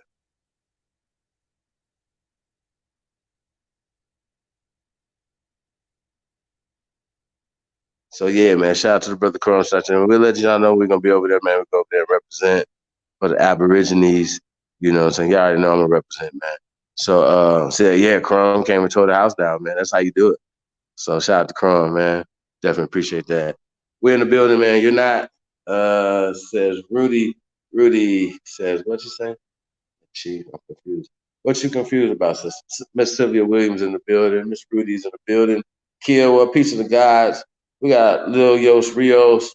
You would think he would be the perfect Nike reseller. Hell, Uni One, Shemitic Science, Ebony Knowledge, Shay Pink 40, J Rock, nigga worship the devil. Let's say fuck Nike. LOL. This nigga crazy. Y'all is ate up, man. D Fife, Cherokee, Sapphire, OCL. Peace to the guys, man. What I heard was very interesting, irksome of what the chief says, but he was just raw the way he said it. Okay. All right. That's what's up. We got High and the Chief in the building. Big up to brother Chad Murdoch. Nighthawk was going in too. I just attended my first Klan rally hosted by two niggas.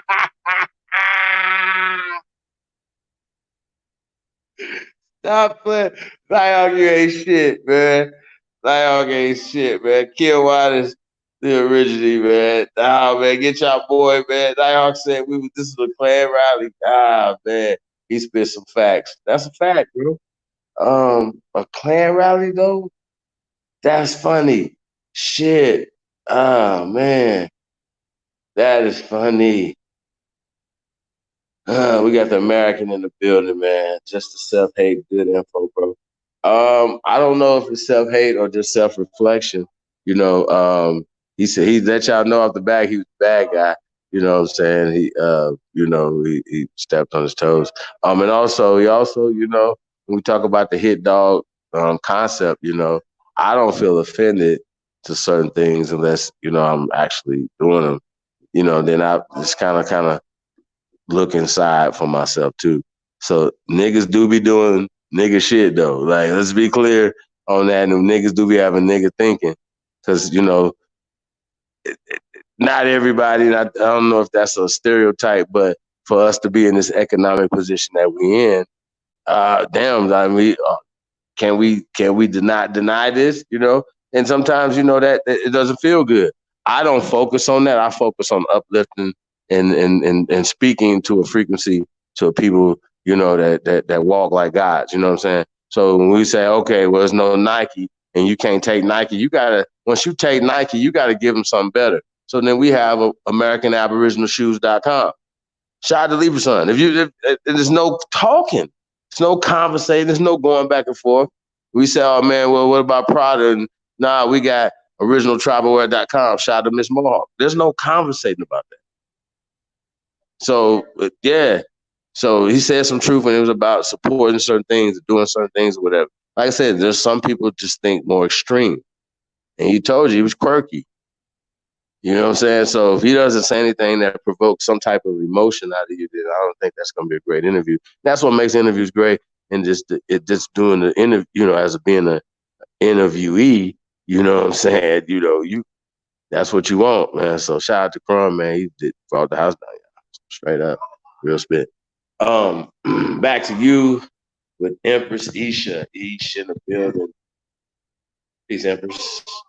Malcolm Muhammad Moody, peace of the God, man. Who else we got in here? Mr. Aboriginal Smith, peace king. There's nobody. Yeah, I was going in, man. We got Miss Ebony Knowledge in the building. She said, question everything TV. Let's question everything TV in the building. Yeah, man, he be going in, yeah.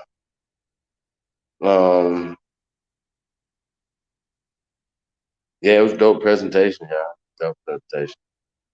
Make sure I get everybody in the chat room.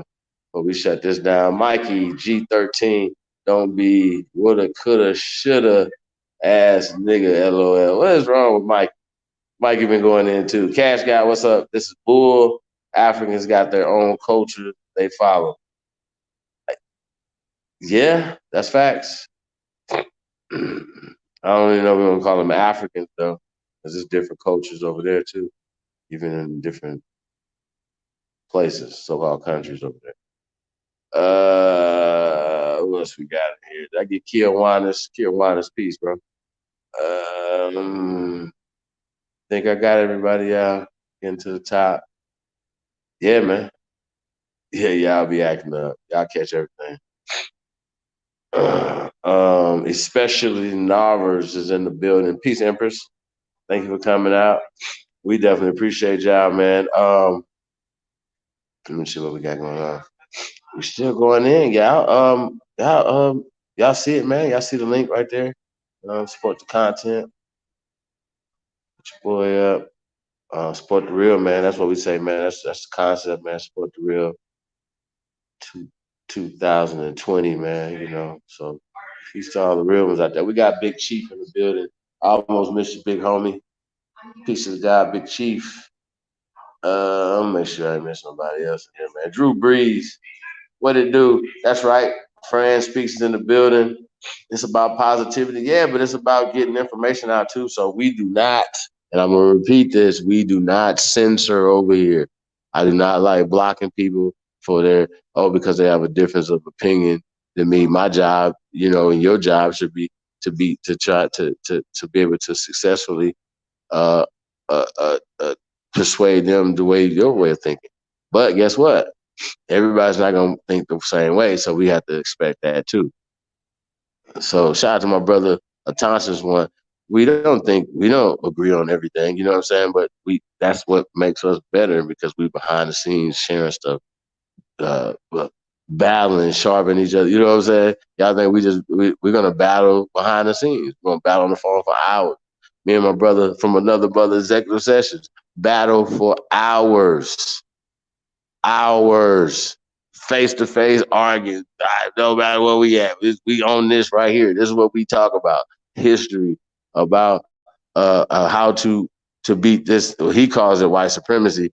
First off, I'm beating it by one psychologically naming it something else. So these are a lot of things that we were talking about. The brother, I didn't want to even to comment on the dominant society aspect of it because I didn't want to. Like I said, y'all, like I didn't want to argue and break his flow. Then like, okay, I'm gonna start talking to him about the dominant society or white supremacy or certain things, or saying black. So he's definitely aware of these things because he spoke on it. So, but when we talk about these concepts or whatever, words are magic, words are power. So when you say dominant society, I don't look at no other people, no other thing more dominant than us. So when I hear that, I might see things differently than a person that says dominant society or supremacy. You know what I'm saying? So these are the whole concepts. You know what I'm saying? Just words that speak things into power, right? So when we say uh, power, when we say it's black, okay, well we know that that's a concept, right? Because if it's a black power, then there's white power, and then you just a a 4 or 5 year old baby can just look around and say, well, wait a minute. So-called white power is way more affluent than black power, right? It's better, right? So yeah. So I know y'all caught on to the white side, the white thing, the white comment. Then he was white, so there's a lot of things, man. So yeah, I already know you guys are the sharpest, chat room on the planet Earth, man. So that's it's gonna get like that, man. So but that's what makes everybody better. And so, like I explained to the brother, it's about being open minded. You know what I mean? So even to his concept. So and like the fact that he said he's a master student, man. So shout out to Crumb, man. It was a great interview. Great interview. So yeah, man. So we're gonna shut this thing down to y'all, man. Yeah, man. Peace to everybody, man. Make sure I got everybody. I heard Sin say it first. Now many are using it. Who is? Oh, Cynthia. Cynthia. What's my name? Okay. I take that turn.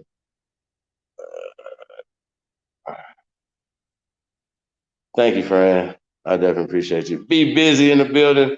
I heard the last hour. All right. Yeah, man. Go ahead, go back and check it out, man. It's pretty dope. Brother went in. Let me see. Yeah, man. Chapman, man. Chop you out, man. Great energy. you know, I'm sure I might get the same type of stuff going over there too.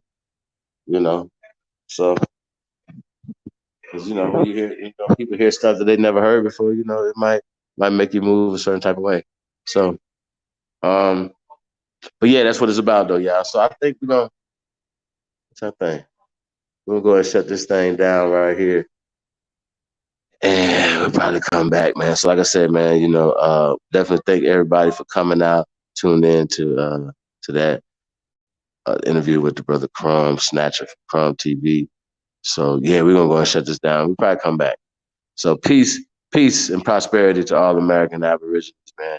The truth is in the building. Like once again, thank the brother Crumb Snatcher from Crumb TV. Go check him out, man. And like I said, I'll be over there doing the build over there, man. So I'm definitely gonna bring the fireworks over there like he brought over here tonight.